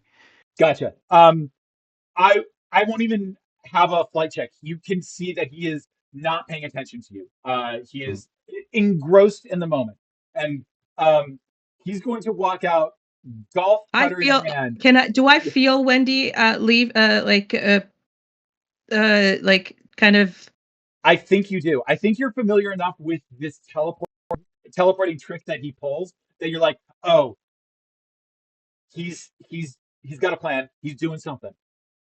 Jesus Christ! All we've done every single day is just listen to you talk and talk and talk and talk and talk. When are you actually gonna achieve anything? Look at you. You've got these huge fucking statues. Is that where the money's going? While people are starving in Rapture, you're spending all your money making statues? My God, your ego! Would it be that I was simply a man of rapture? But I think we both know that that is not the case. Without me, there is no Rapture. You can go tell that Atlas scum that him trying to move in on my territory isn't just a foolhardy gesture. It is doomed to fail the instant it began. You can position yourself as some sort of beacon of hope above it all. But tell me this: when you lost your way, did you volunteer yourself in the poor kitchens? Did you put yourself in the orphanage? Did you perhaps make yourself a, a monk amongst the people, divesting yourself of all of your earthly possessions? No, you yourself delved into the underworld of Rapture with giddy and glee. Why should I allow you judge me on morality? I'm not judging you on morality at all. All I'm saying is that you're a fucking blowhard. Well, Ryan, yeah. Ryan, and you see all of a sudden it's just like the insecurity is gone, and I'm back to the way I was before, and I kind of like, you see me kind of like shift, like move over to the side, kind of like walking a little bit. And I'm just looking at everything, and I'm like, Ryan, I think the thing that you don't understand is that no matter how big you think you are, you're still just a worm. When Hellcat says that, is he near any of these giant busts at all? Because Wendy was just gonna pull out a shotgun and just hold him at gunpoint from behind. But I'm giving you an slipped in, up baby. and said that these things were real big.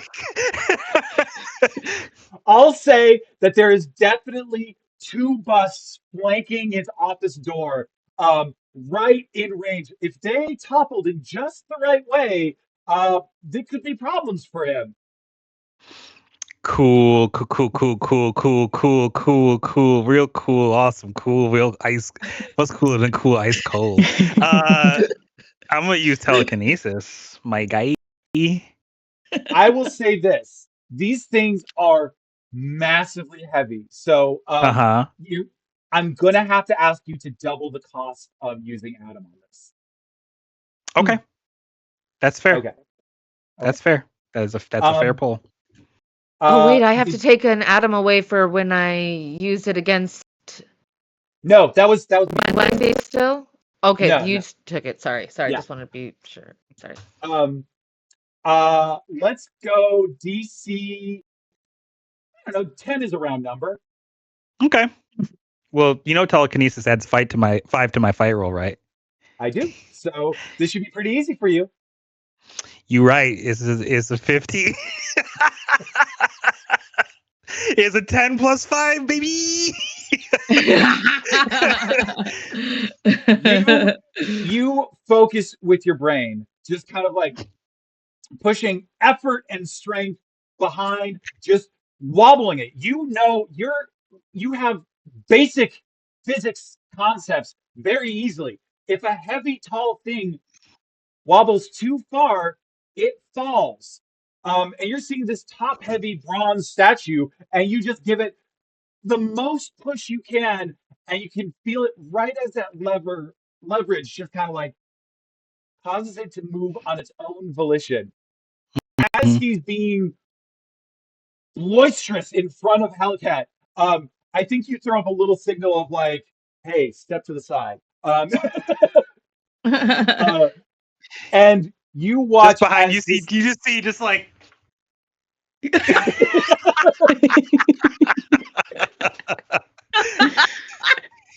you see this whole copper stack, this bust just plummet on top of Ryan and smash him. He is cartoonishly flattened.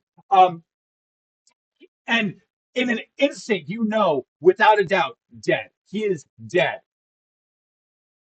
And then 2 seconds pass. And as you're getting that breath, you hear something in the depths of his office whir to life.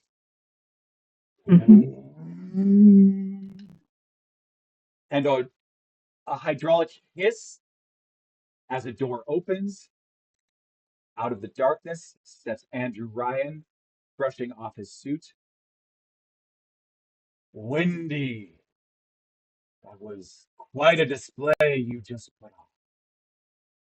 But I must press upon you.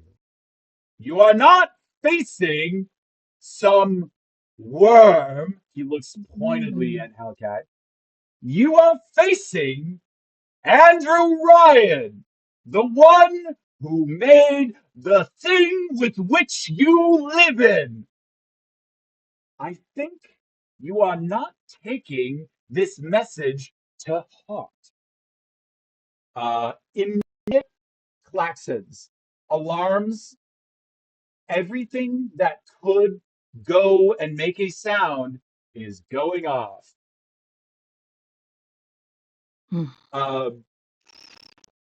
Let's see. I think it's Bernadette is next in the order. Oh, back to the turner. So Bernadette has been slinking around this entire time.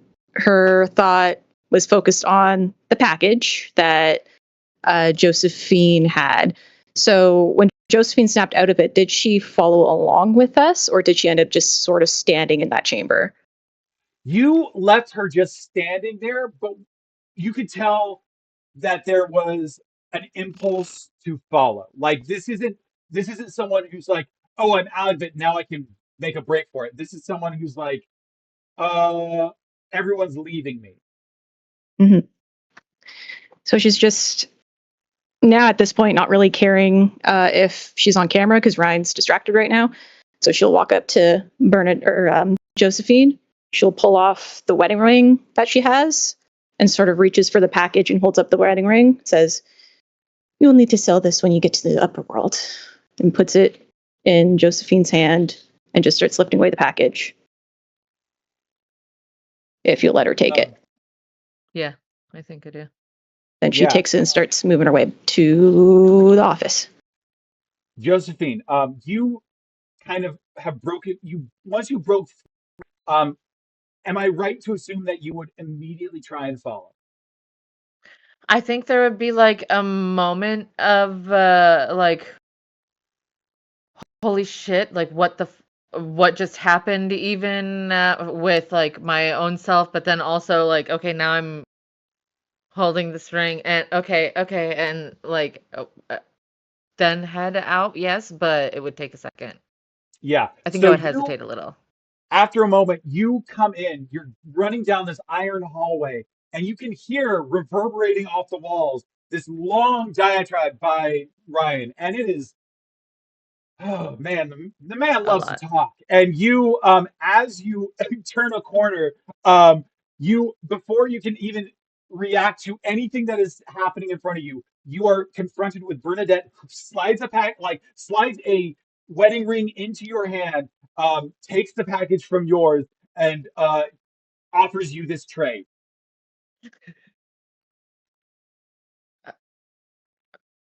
Okay. And then I follow her, as silently as possible, because I'm trying to listen to what the fuck he's getting at, like what his point is. I'm gonna say, Bernadette, as you cross over into the office past Ryan, I don't think you got rid of this, so you hear a radio squawk to life. Oh. There she is. There's my girl. Hey, been a minute. How's it back in the real world? Absolutely delightful. Now, where do you want this package so we can put it into it? All I need you to do is to get topside. There's an address on the card. All it is putting in someone else's hand. Hmm. Well, if it's just topside, then I guess it needs to be someone else's job than mine. If you're so keen on it, though, I mean, the passcode to Ryan's garage is 248. Shh, don't tell him I told you. I think he could figure it out on his own. I just like click the radio off. Is there like the panel where I can put in a passcode? You see kind of like a small just like a simple door. But as you try to, like, it's clearly locked from a mechanism, and there's a small slide away panel that was obfuscated from you, but you easily, like, now that you know to look for it, slide it open, hit the code, and the door, like, you hear the click, and it opens for you, allowing you to step inside of Ryan's personal bathysphere area. And you see you were inside of Sandra Cohen's pleasure barge, and it was, spacious. These are vessels. These are ships. These are things that can traverse great distances of ocean in order to get their passengers from whatever coast to whatever coast that they need to be. You want to go to Europe? Absolutely. Maybe you want to go as far away as Karacha. Like, that is something that you can accomplish with these bathyspheres. She sort of sighs, slides the package onto like the doorway, just past the doorway of the I can't speak anymore. Bathysphere. Sort of just sighs, says, I already moved everything wants to come to Rapture. Don't need to travel the world anymore. And then starts getting back into the office and making a plan as she's watching him just go off on his monologues. Give me a brains check. Okie dokie. Right, my brains is much better right now. 12. It's still locked down.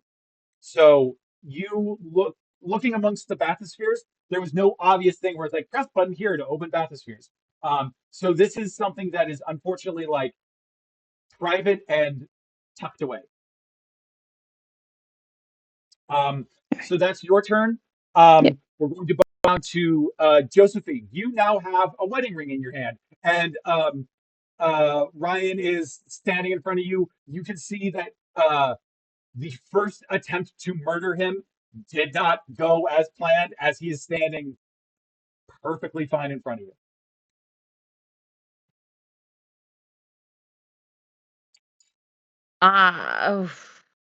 Okay.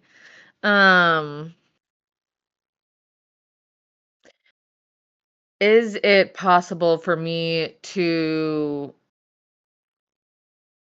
send? Okay, how do I ask you this one? Oh, so I want to see if I can sneak past him to get a look at whatever he just respawned from or Yeah, whatever, you know what I mean? So because I hesitated a little bit in the hallway, would it be possible that I can try and do like a stealth of some sort or flight, I guess, yeah, flight. uh, It's going to be to a make it so little you can't see high, me? but you can try it. Okay. I'm going to say 12. Okay. Well, I have It's a possible. D10, so that's a 7. So never mind, I guess. I'm just gonna As start walking you over are that way. creeping in, I think you're like almost to the back there, and you actually see the mechanism that he activated. It's a Vita chamber. They're they were being installed in Rapture plentifully, but when the Civil War started, Ryan cut off access. But he is singularly able to take advantage of his own property. And so there is no limit to the number of times someone can come back from a Vita chamber. I think everyone would be aware of that. That's one of the things that was advertised for it, is that this thing doesn't matter how it happens. I'd have to like break it. You can try and break it, but these are all throughout Rapture. You would have to dismantle Right. every single one in Rapture. I Dios mío. Okay. Well, look. That is an interesting way to put that, Patrick, because that would then imply that Mr. Ryan has a way of controlling them from here. I would like to give you a token of Adam. I would like to accept that. Ryan absolutely has a way about controlling it from here. He is personally the one who cut off access, and that would dictate that he's the one who can rescind those orders, or perhaps shut the entirety of the system down. So, as you come upon that revelation, I will say it was Josephine's turn. You are technically sharing the turn order with Hellcat, but if Hellcat would like, you can step in. I'm distracting him and just goading him. I'm just like, Jesus Christ, men, just all you do is fucking talk. I love you so much. All you do is talk. What is this? I'm so tired of these men who think they're gods. You got like you. Do you have a small dick? Is that what the problem is? Is that what the problem is? I'm just trying to understand this I here. would have you know that I am perfectly fine and down. It is not anything that you need to Perfectly concern fine and yourself with. down means Because it just no, acts man. and then you just trails off. That's pretty much the conversation. Because this man is just talking, and it's, first of all, it's amusing, but it's also incredibly irritating. But I'm taking the hit for everyone right now because I want you all to succeed. The real MVP. I'm that meme of the man just talking in that woman's ear. So I will take that for you guys and go. Be amazing. In that case, what would Wendy like to do? I think the moment Wendy realizes that he came out of a Vita chamber, he puts two and two and two together and comes up with a real fancy number, and he wants to know where those controls are at. I would say this is a brain check. It's going to be, you bet, very high. It is a random man's office that you can maybe take a wild stab at, but okay, I was gonna say, because I'm like further in the office, so I feel like it's got to be at some place. Yeah. Not like close, like he would probably have it buried a bit further. That's Wendy's thought process. Is like trying to look anywhere near where they're currently at is a futile effort, in his opinion. Go ahead, make a brain check. The DC is 30. Okay. All right.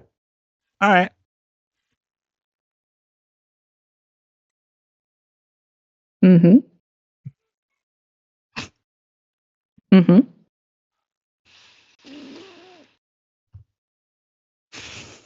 Mm-hmm. Patrick, you gave me a token of Adam earlier, and I'm going to go ahead and use that to get me a nice clean 30 on this roll. Oh my God. Just all the explosions today.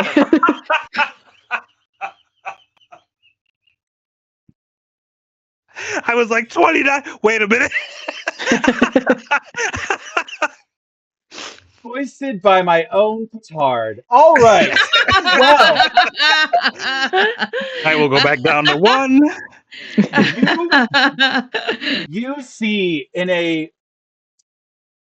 the far end of the office is kind of like this observatory, like glass enclosure that like juts out into open ocean so that it can be surrounded by the glow of the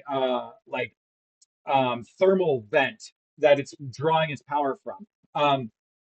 And you see that there is a perfect diorama, perfect depiction of Rapture itself. You can see there's a spot for a key card, but you look past that. You're like, hey, that whole facade is for a grandiose measure that he wants to execute when he is being dramatic. Mm-hmm. You're looking for something that is just a staple for his own life. And around the side, you find just two innocuous buttons. Mm-hmm. They're just toggles. And you use your engineering brain and you see the line running over across the room to the Vita chambers. Now, there's no telling what these buttons do, Mm-hmm. but you at least know that the pair are linked.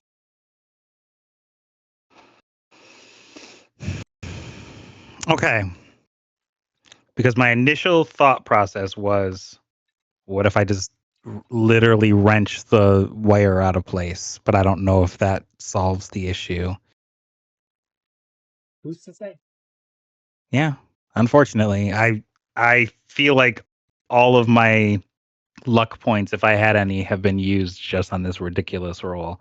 I can't believe I've hit a 45 and a 30 technically in one session. How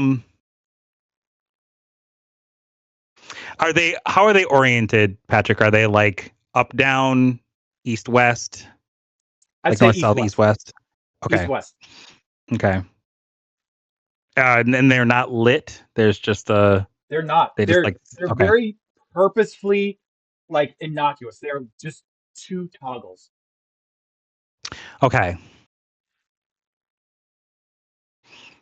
Come back to me. I need to use my escape room brain and think about this for a minute. That's okay because Hellcat would usually go, but someone is going to interrupt the initiative order. As Hellcat, could you give me a brawn roll?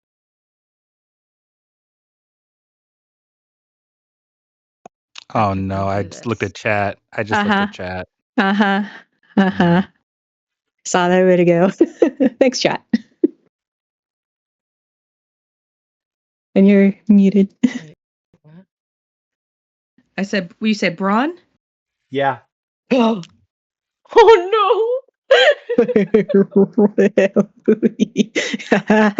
are you guys laughing? I don't know what's happening. I'm nervous. Hold on. If you're not on Twitch chat, I can screen cap for I'm you. not. Okay, hang on, because this will be proof of what someone has done to us. Oh, snap. Hey. 18. 18, you said Ezra? brawn? Yes. 4. So that is a About 18 here. plus 4. We definitely don't already have problems. So, I unfortunately exploded.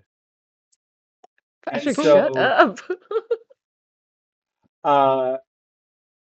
you, as you are like confronting Ryan, he smiles and he says, perhaps I need to make an example out of you. And you've been so focused on addressing Ryan that you just don't hear the big stomping boots from behind you. The slight Is that glow. what just happened? The slight Okay. glow of red lights flood at your feet. Okay. And before you even know to look for it, you hear the whir of a big drill as it comes right for you, I cast Iron Sights. which is a good thing because they're rocking in with a 32. Womp womp womp womp womp. So you rolled a 24, right? Yeah. Okay. So It's a you wildly high roll too. you would get a mild injury from this drill just like raking across you, and you have just that moment of just like, oh no, and like the impulse in you just like takes over, and you turn on your iron, like you activate your iron sides, and that metal sheath comes out of your hand and just like covers your body, completely preventing you from getting absolutely torn up. It does knock you to the ground from the force of this big daddy as it bellows. It's like, So it would have been a severe injury. Just checking, so I know what my my attack roll is plus is next, I'll say, because or I'm major. looking at the stats that I've come up with for the big daddy. It would have been a moderate injury. Oh, moderate. Yeah. Wait, what is moderate? Oh, the middle injury. Not like, was it light? I'm trying to remember the. I've got. Sorry, I got I thought it was- minor, major, Oh, minor major. So severe, instant death. this would be a major injury. So, you, Okay, so D. yeah, Okay, cool. So I've got a yeah. D6 now. Uh, Rolls. you, Yeah, I immediately I like you see like me go into action, and I slide back. Um, uh, uh, and Oh. and it's my right? Or that's Oh. my turn. You broke up. Yeah, you broke up a little bit. Unfortunately. I did. I apologize. Yeah. So I said that I just like I stop it, and then I kind of you see me kind of just like slide back, and I was like, is that my initiative, or not my Yeah, initiative, that's. but my action? I'll say because it knocked you on your butt, because it just is so massive. That kind of is your turn. Got it. I'm going to move on to Bernadette is the top of the order. Actually, Ryan is the top of the order, and he's. It's good to know that sometimes your place is at my feet, and that's his entire turn. And Bernadette, it is your turn. Hate this guy so goddamn bad. I hate this guy so fucking Yeah, she had the biggest eye roll ever. Jeez. Patrick. The Like way I almost was like, audibly, and gave away her Patrick can never position. make somebody I don't like. Ugh. Even the big daddy's like, okay, bro. Okay. All right, guy. So now Bernadette's goal is to get the bathysphere functioning. So if these three need a route out quickly, they can get out quickly, and looks like they might need it. So she's going to try and look for whatever panel or station, whatever she needs to get everything moving. As you are, give me a brains roll, and I'm just gonna, however high you roll it, I'm gonna gauge it off of that. There is no DC. Nat 20 plus 1. Well, that's explosion, so hang on. Explodes. Plus 9, so 30. 30. You find a small room off to the side that you're like, that's weirdly hidden. And you go through it, and you find a small space with a couple of control panels, and a room with a small rug, a small bed, a little rocking horse made of wood, and you find a little haggard girl, her eyes completely white, her black hair greasy and unkempt, her dress ragged from just not from being worn so bare thin. And she looks up and she's like, "Are we here to play more games?"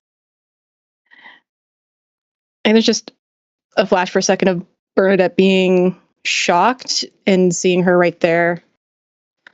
But she kneels down and is like, yeah, we're going to play a game.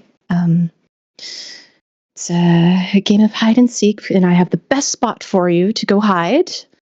Just around that corner there into the big kind of ball thing with that looks out into the ocean. You'll see a little package in the doorway. I just need you to go there. Do you know where Josephine is? I do. She's going to meet you there. I promise you. I haven't seen her in a while. I know. And she's so excited to be able to see you again. So if you want to play, you want to see her, you're going to have to go just that way into that sphere, but you have to be quiet and wait for her there. I can be quiet. And you see her giggle and scamper off, not being quiet at all. And she moves immediately towards the bathyspheres, ducking behind an obvious control panel, very visible.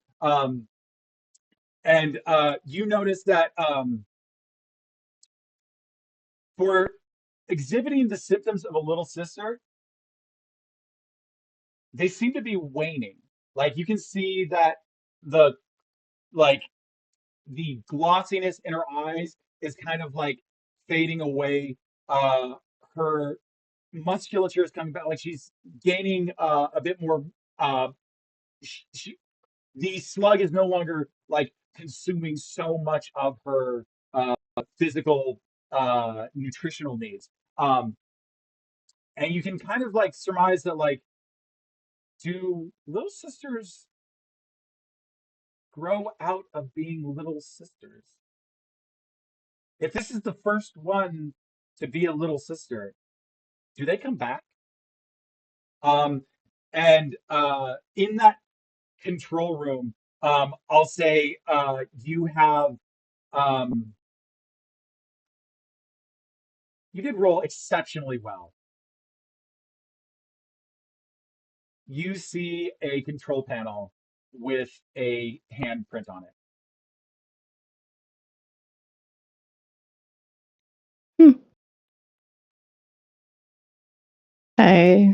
Is it like one of those hand scanner things, or is it just... It is a hand scanner thing, and you think it's attuned to exactly one person. Well, there's a body under a statue right now. And she sort of leans out and tries to see, because she knew Wendy was somewhere. So she's trying to spot Wendy, because it might take her a bit to even try and get to the hand with a big daddy present in the area. Yeah, I think you are you're off off from the office. So you I don't think can make I think if you like move into the office space, you can kind of see where Wendy is at as he's rummaging through. Wendy isn't really hiding though, so I think you'd easily be able to spot him. Um, so that will be your. Is there anything that you want to communicate to Wendy? I think I was trying to see if he was still around, because Bernadette had her goal, so she wasn't focusing on what everyone else was doing. But now she's got other things, so she's going to try and do the hand thing herself and start making her way as quietly as she can. Yeah. We'll come back to that next turn. I'd say Josephine, it's your turn. Okay, Patrick, but did I see that? I think give me a flight roll. The DC will be 4. Fight? Flight. Flight. Okay, hold on. Good old Stacy fake name.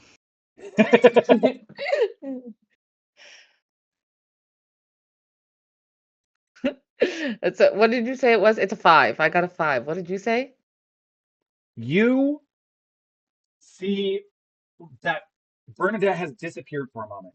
And so you're kind of like, are they going to come back as Addison? But then you like look and you see a door open and you peer through just for a moment out of curiosity. You were trying to find uh, what was making Ryan come back.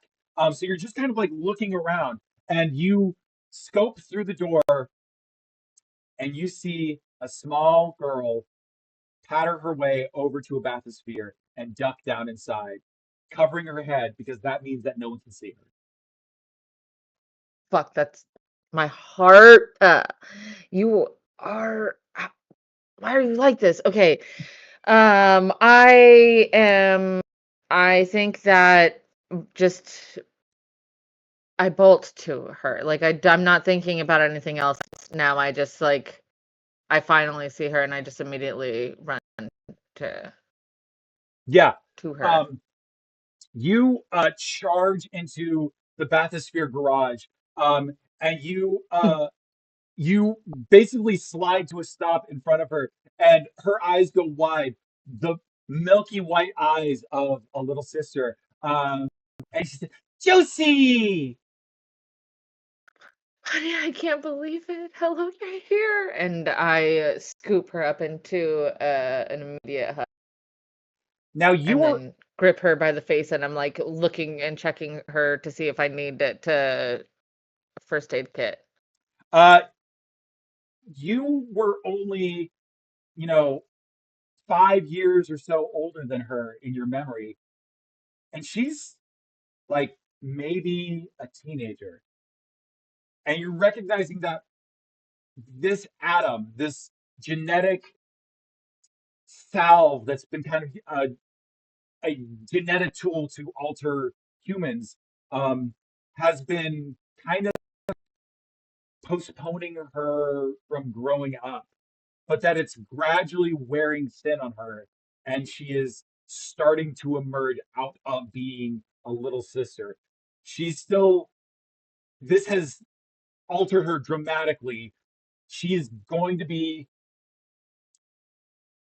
she's going to be quite a bit younger than you for Mhm. ever now. This is now who she is.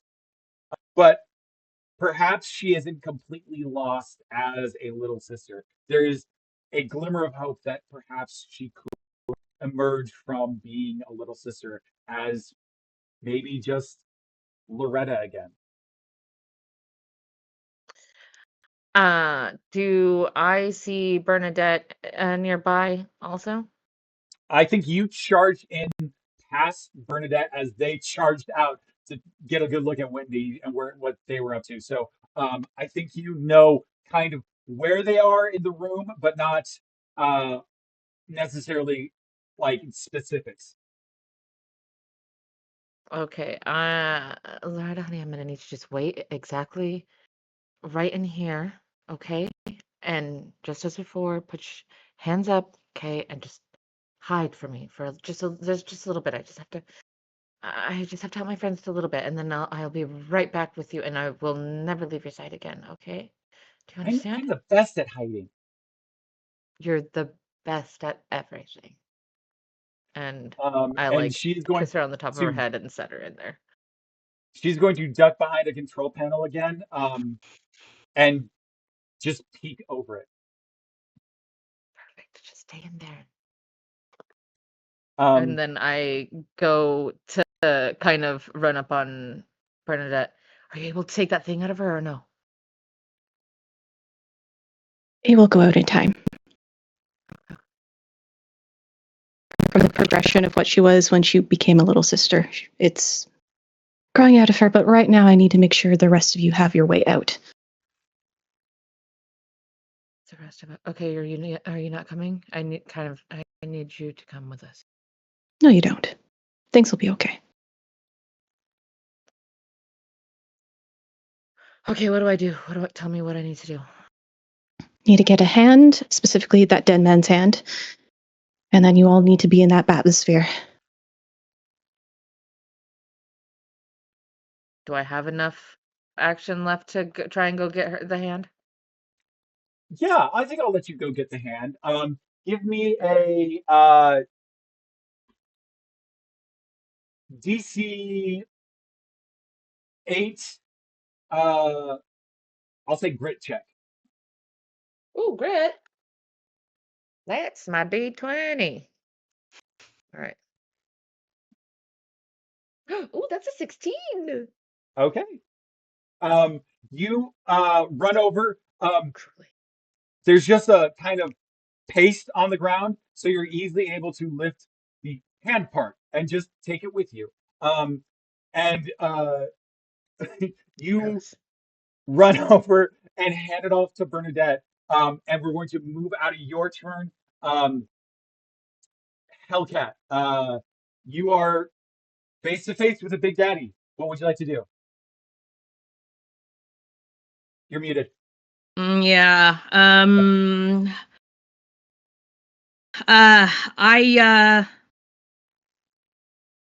I get up and you see me kind of just like you think I'm scared of dying down here after everything? Oh no, bro. Let's go. And I throw I move out of the way. I try and this is the ones that have the drills are the ones that go king. The ones that go fast like that. Yeah, I move out of the way and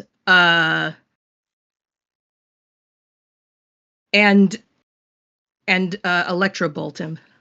That doesn't do jack shit. I know it doesn't, Go but ahead. still I'm gonna do jack shit. Go ahead and give me a fight roll. Cool.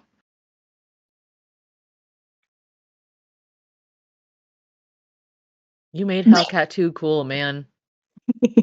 Nah, She's gonna die. no. better the fuck not. well, then, you motherfuckers better come and get me then. I'm listening. I mean, I'm just saying. I'm gonna throw hands at Hawthorne if this is the reason your character don't make it out of here talking about let's make it interesting. Mhm. Exploded. Woo! Okay. Holy shit. 22. Oh, 22 plus. Plus 5. 22 plus 5, so 27. So yeah, So 27. you rolled incredibly well, and they rolled That very doesn't matter. poorly. Okay. Yay! So, I'm sweating.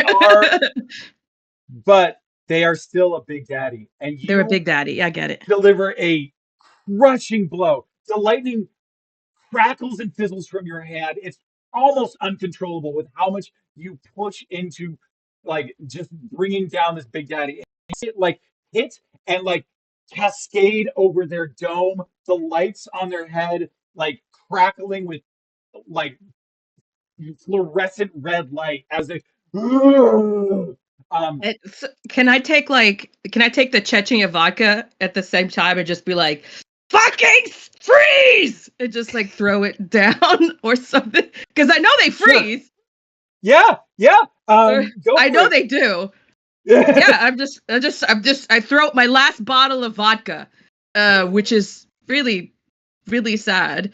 Don't worry, I got some too. Okay, great. Yeah. So I throw my last bottle of vodka and in the midst of like rah, and that's it. That's all I can do. I move out of the way. With a absolutely crushing blow.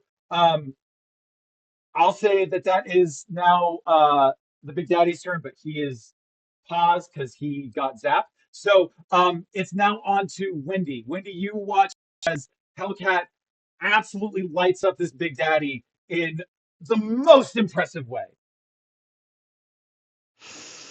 I think Wendy is going to press both buttons at the same time.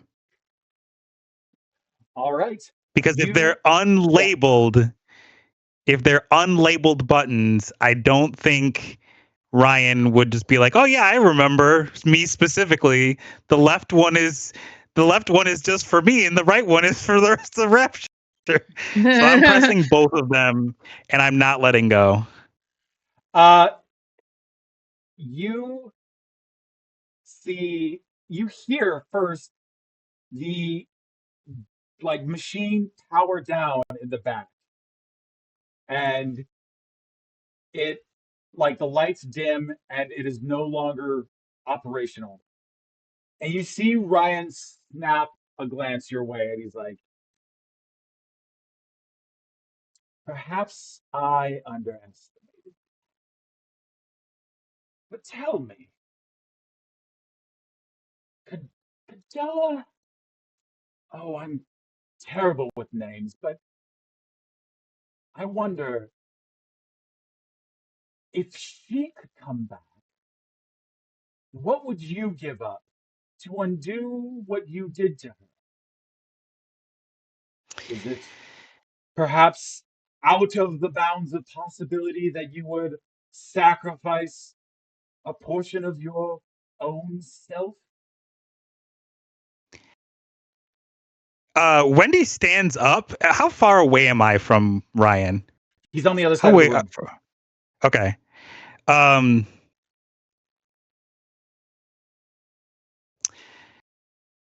would you give me?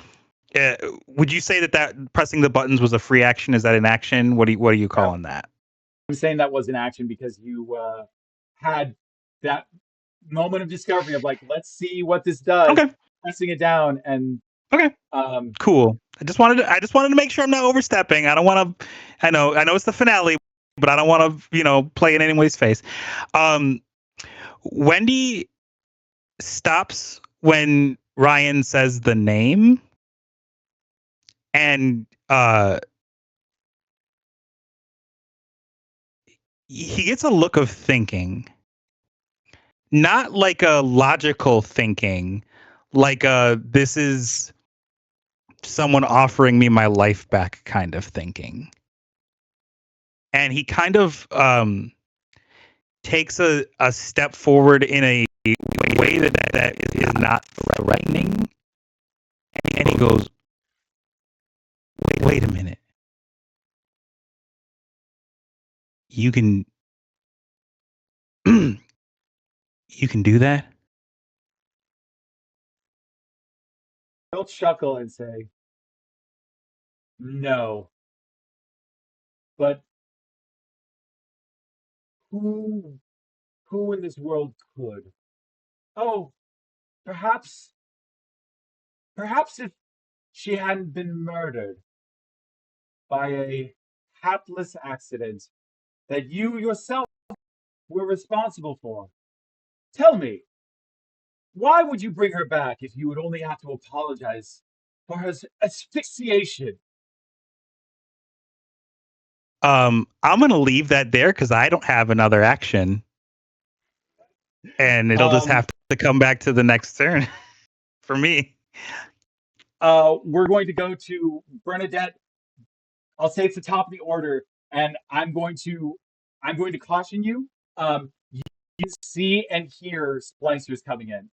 This will no longer be a you against Ryan. This is going to be an all-out. So this is your window has almost snapped shut. Bernadette, what would you like to do? I mean, she immediately directs Josie to go back to that atmosphere. It's like, go join your sister now. And then she peeks out to see where Hellcat is. Oh wait, did I skip? No, Hellcat. You did your Hellcat thing. was before me. Yes. Yeah, Okay. she fought Big Daddy. Yeah, we were last. Okay.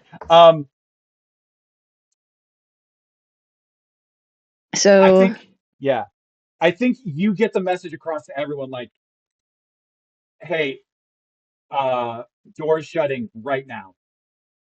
Ooh, Patrick, does Ryan mentioning that name, does that mean anything to me at present? Yes, because I'll tip my hand. I was under the operation that because of this procedure, it doesn't. No, there's no way for the memory to be completely erased. It was just written over. Um, Mhm. so the real memory of what happened to Cadella is buried, but you have a very flowery memory of what happened. Mhm. Okay. I in a rare moment, I'm gonna tip my hand because that he didn't go over and have the procedure redone, and he doesn't trust Ryan. It's all bullshit. So he was pretending to get Yeah, closer.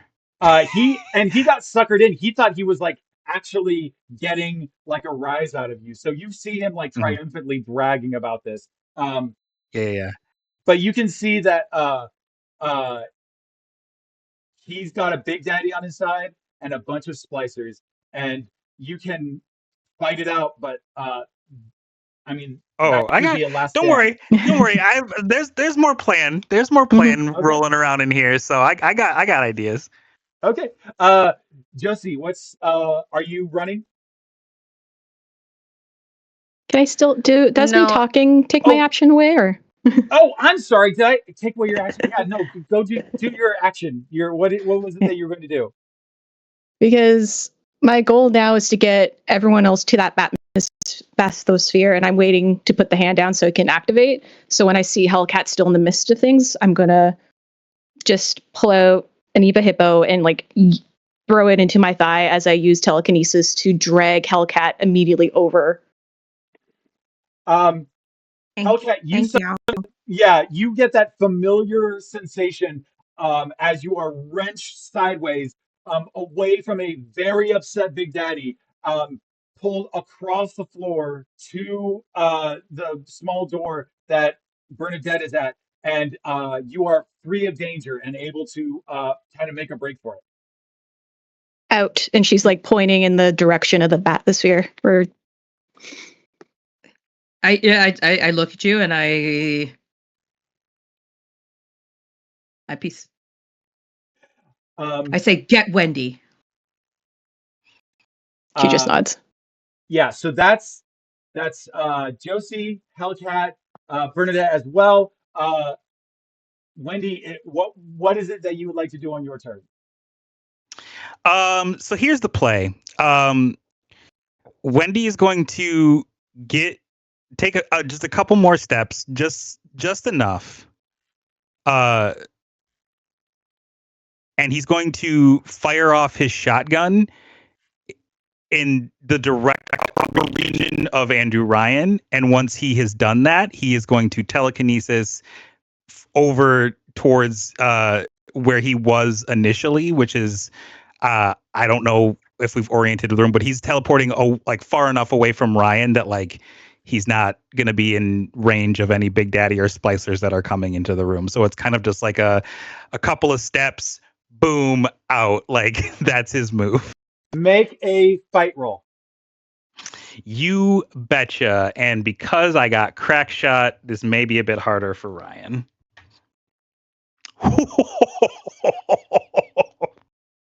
Let the rolls roll. That's a 28. I exploded. Is a nat 20 plus 8. Go for it again. Those pork chops. Those pork chops are coming in, y'all. So that's going to take 2 from whatever he's going to use to defend against that roll. I have such bad news for you. Ryan controls the atom, so that means he Okay. has. Then if the crack shot doesn't work, then that's fine. Yeah. You fire off and you see it hit him. Like he definitely gets hit by like pellets from your shotgun. And you see him stagger for a moment and he's like, a parting gift, I suppose. Um, Dramatic to the end. You teleport away and you watch as a cascade of splicers uh, emerge into the light from the hallway as they're flooding in, all chattering at his command. You all make a dash for the bathysphere that you see Josephine already standing in.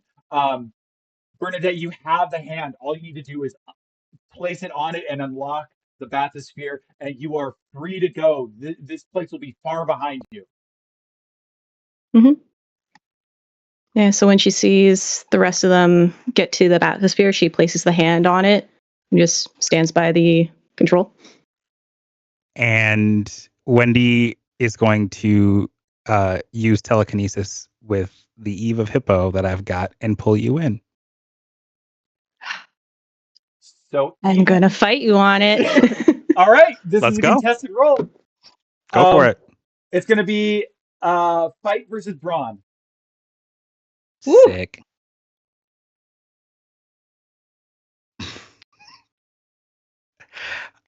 I'm gonna put these dice in a Hall of Fame.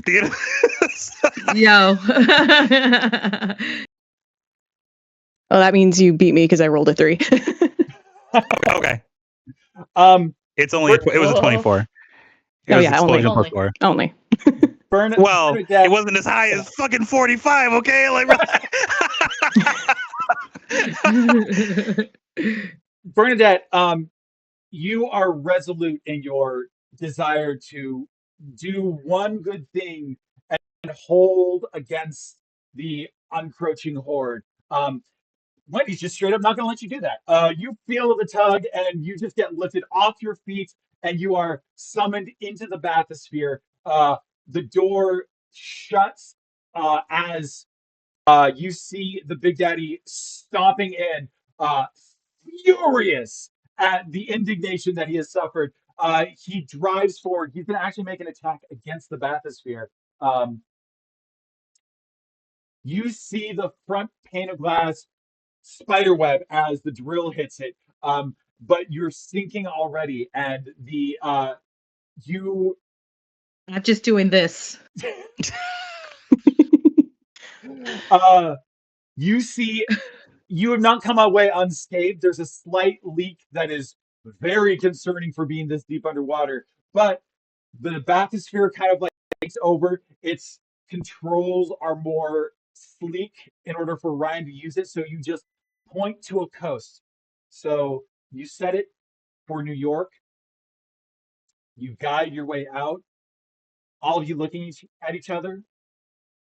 Loretta looks up at Josephine and says, "Are we going on a trip?"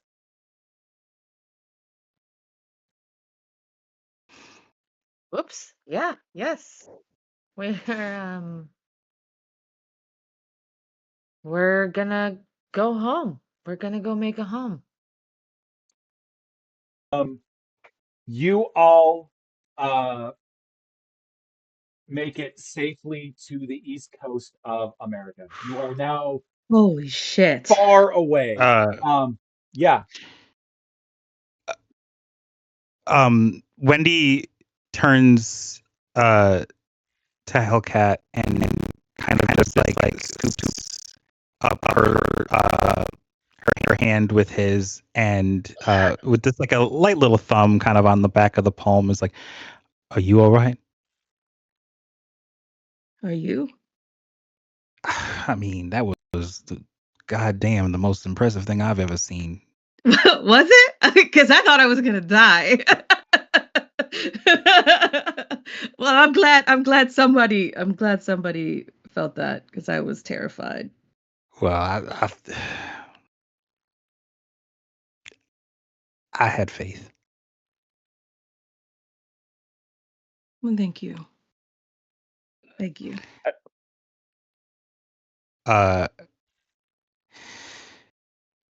Well,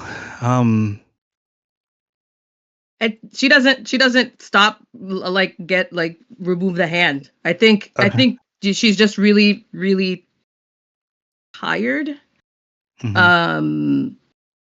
And she kind of slinks down and pulls you down and just lays her head on your shoulder and lays her head on your shoulder and just closes her eyes and falls asleep and tries to fall asleep. He's gonna kind of awkwardly like shimmy off his coat, and he's just gonna kind of like put it on the front of you so you can get a little bit of warmth. Yeah, you've absolutely earned that. Uh, And a little snort comes out.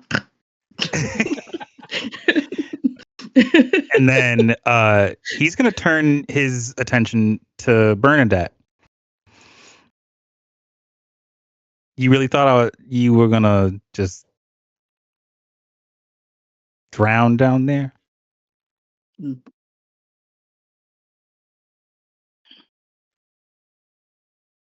When I first came to America, it was to escape a fate.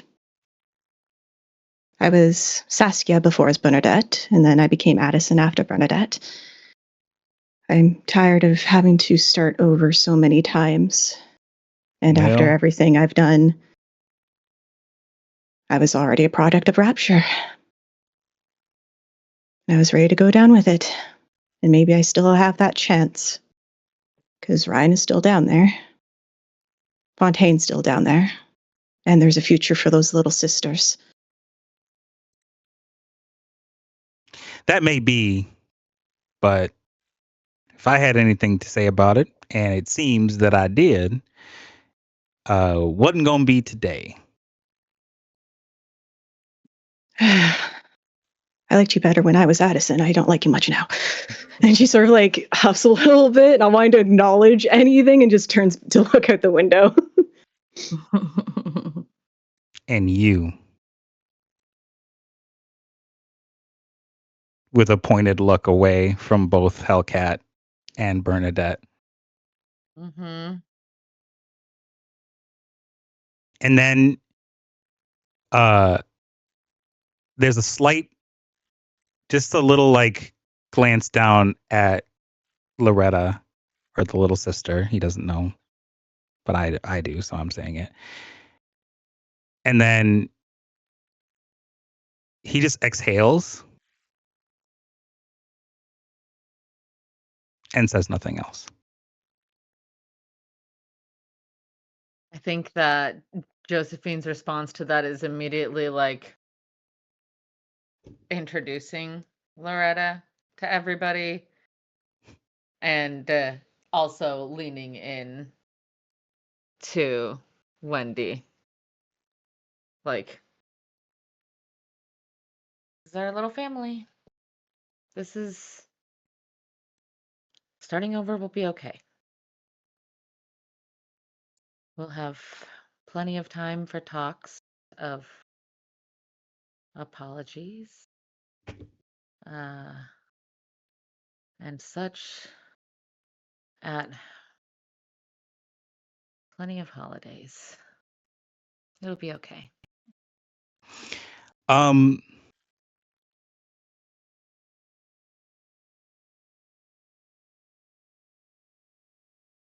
I'm gonna just for the sake of drama, I'm gonna ignore that Loretta is here, and Wendy's gonna do something a little bit out of character for himself, and he's gonna talk serious with a child around.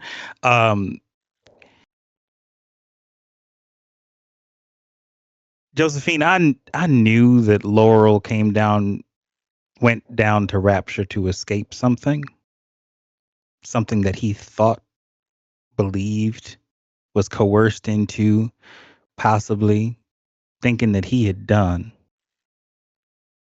And instead of owning up to that, he chose to have somebody stick a hook in his eye and cloud that memory over with something less. And I have spent the entirety of my time in Rapture with the name of Wendell Hendricks being the exact opposite of that. A man who stands up for his friends, his family, who he believes in, who he cares for. There was no way in hell I was ever going back. I suppose my problem was more of you hiding from than going back. Because from what I understood, Bernadette still knows what life was as Addison. You wouldn't forget who you are as Wendy. Now I don't know why you try and still continue to hide from your past, Are you but sure? Are you so but sure? I wait. But I understand now that I don't know any of our stories fully and completely, so I'm not sure. And I reacted emotionally because I've never known you to stand down from something that you considered intimidating, even in the slightest. So, You see, that's where I have to correct you, Josephine, because I wasn't intimidated. I was adamant to not put myself in a position to make that same kind of mistake again, whether it was Laurel or if it was Wendy. I'm not intimidated about going back. I'm not making those mistakes anymore. Not for you, not for Bernadette, and especially not for Hellcat. I am who I am now, for better or for worse. And I'm going to take care of at least one of you, whether you like it, and looking over at Bernadette and then back at you, or you don't. no, we all like it. Everything's great. No. I think with that, the bathysphere takes the long journey to the East Coast, and you all find, you know, some thread of life to start again, emerging once again as just people living at a place that isn't underwater and in peril. But months later, on a dusty Kansas farm, a beat up taxi trundles down the drive, stops at the door, and a young man steps out with wearing you know, a sweater, rolled up sleeves, just a young man in his 20s, nothing, really going on right now. He's just kind of watching as the cab draws near. A well put together woman steps out with one last job left to do in order to save what they can of Rapture. Bernadette, you see a man before you, expectantly looking at what you could possibly bring to this small Kansas farm. May I help you? She holds out the package. Oh, nice of you to drive it all the way out here. Who's it from? Well, just someone that says, "Would you kindly go home?" And with that, thank you very much for watching this episode of Bioshock Perdition, the finale Woo! of the series. Wee! These, oh my God, everyone here has been Wow. incredible, and I am so pleased that they came with us Wow. for this production. I'll start it off with let's go in reverse order. We'll go Flynn. Tell us who you are and Why where. the fuck did you do that to me? Hold on. All right, my name's Flynn. Hi, my pronouns are they, she, and I played Josephine Holiday, whose pronouns were she, her. You could find me on the internet at OMG Flan or Flynn. I'm used to All going right. last. Why did you do that? We'll go to Probably on Dianna. purpose. Hi, I am Dianna. She, her. I played Hellcat, Helena Hellcat. I am known on the internet as Girl Pants, GRLPANTS. So happy. This is wonderful. What an amazing adventure and what a fantastic time. Thank you, everybody. All right, and we'll bump over to Natalie. All right. Hi, everybody. My name is Natalie, she, they, and I was playing Addison / Bernadette, she, her. Find me most places on the internet with Ghost Candle or Ghostly Candle. Make sure you follow, see what I'm up to next. All right, and then we'll finish off with Sparrow. Hi, hello. I am your favorite burb on the interweb. I am an award finalist over at the Crit Awards for Best D&D Player. My pronouns are him. So was Wendy Hendricks. Also he, him. You can find me at ablacksparrow.com on Blue Sky, at ablacksparrow elsewhere. And you can also find my podcast that I run with my friend Amelia called Amelia and Sherrick. What Are You Doing? On my website and such. All right, and I have been your game master, Patrick. You can find me on Blue Sky at Patrick Cakes, or visit the Vault Companions Blue Sky, because we'll have more information about what we're doing next. Which reminds me, Nominated for a Crit Award. Award tune finalist. in August as we start our next series, Hades, where we will be running a crew through hell in order to escape divine punishment. Oh, snap. That sounds so Yo. sick. Yo. That sounds so fucking sick. All right. Thank you again to everyone for watching and for participating and for being here. This was incredible, and we hope that you will happen upon us next time. Good night, everyone, and see you soon. Bye. Where is it?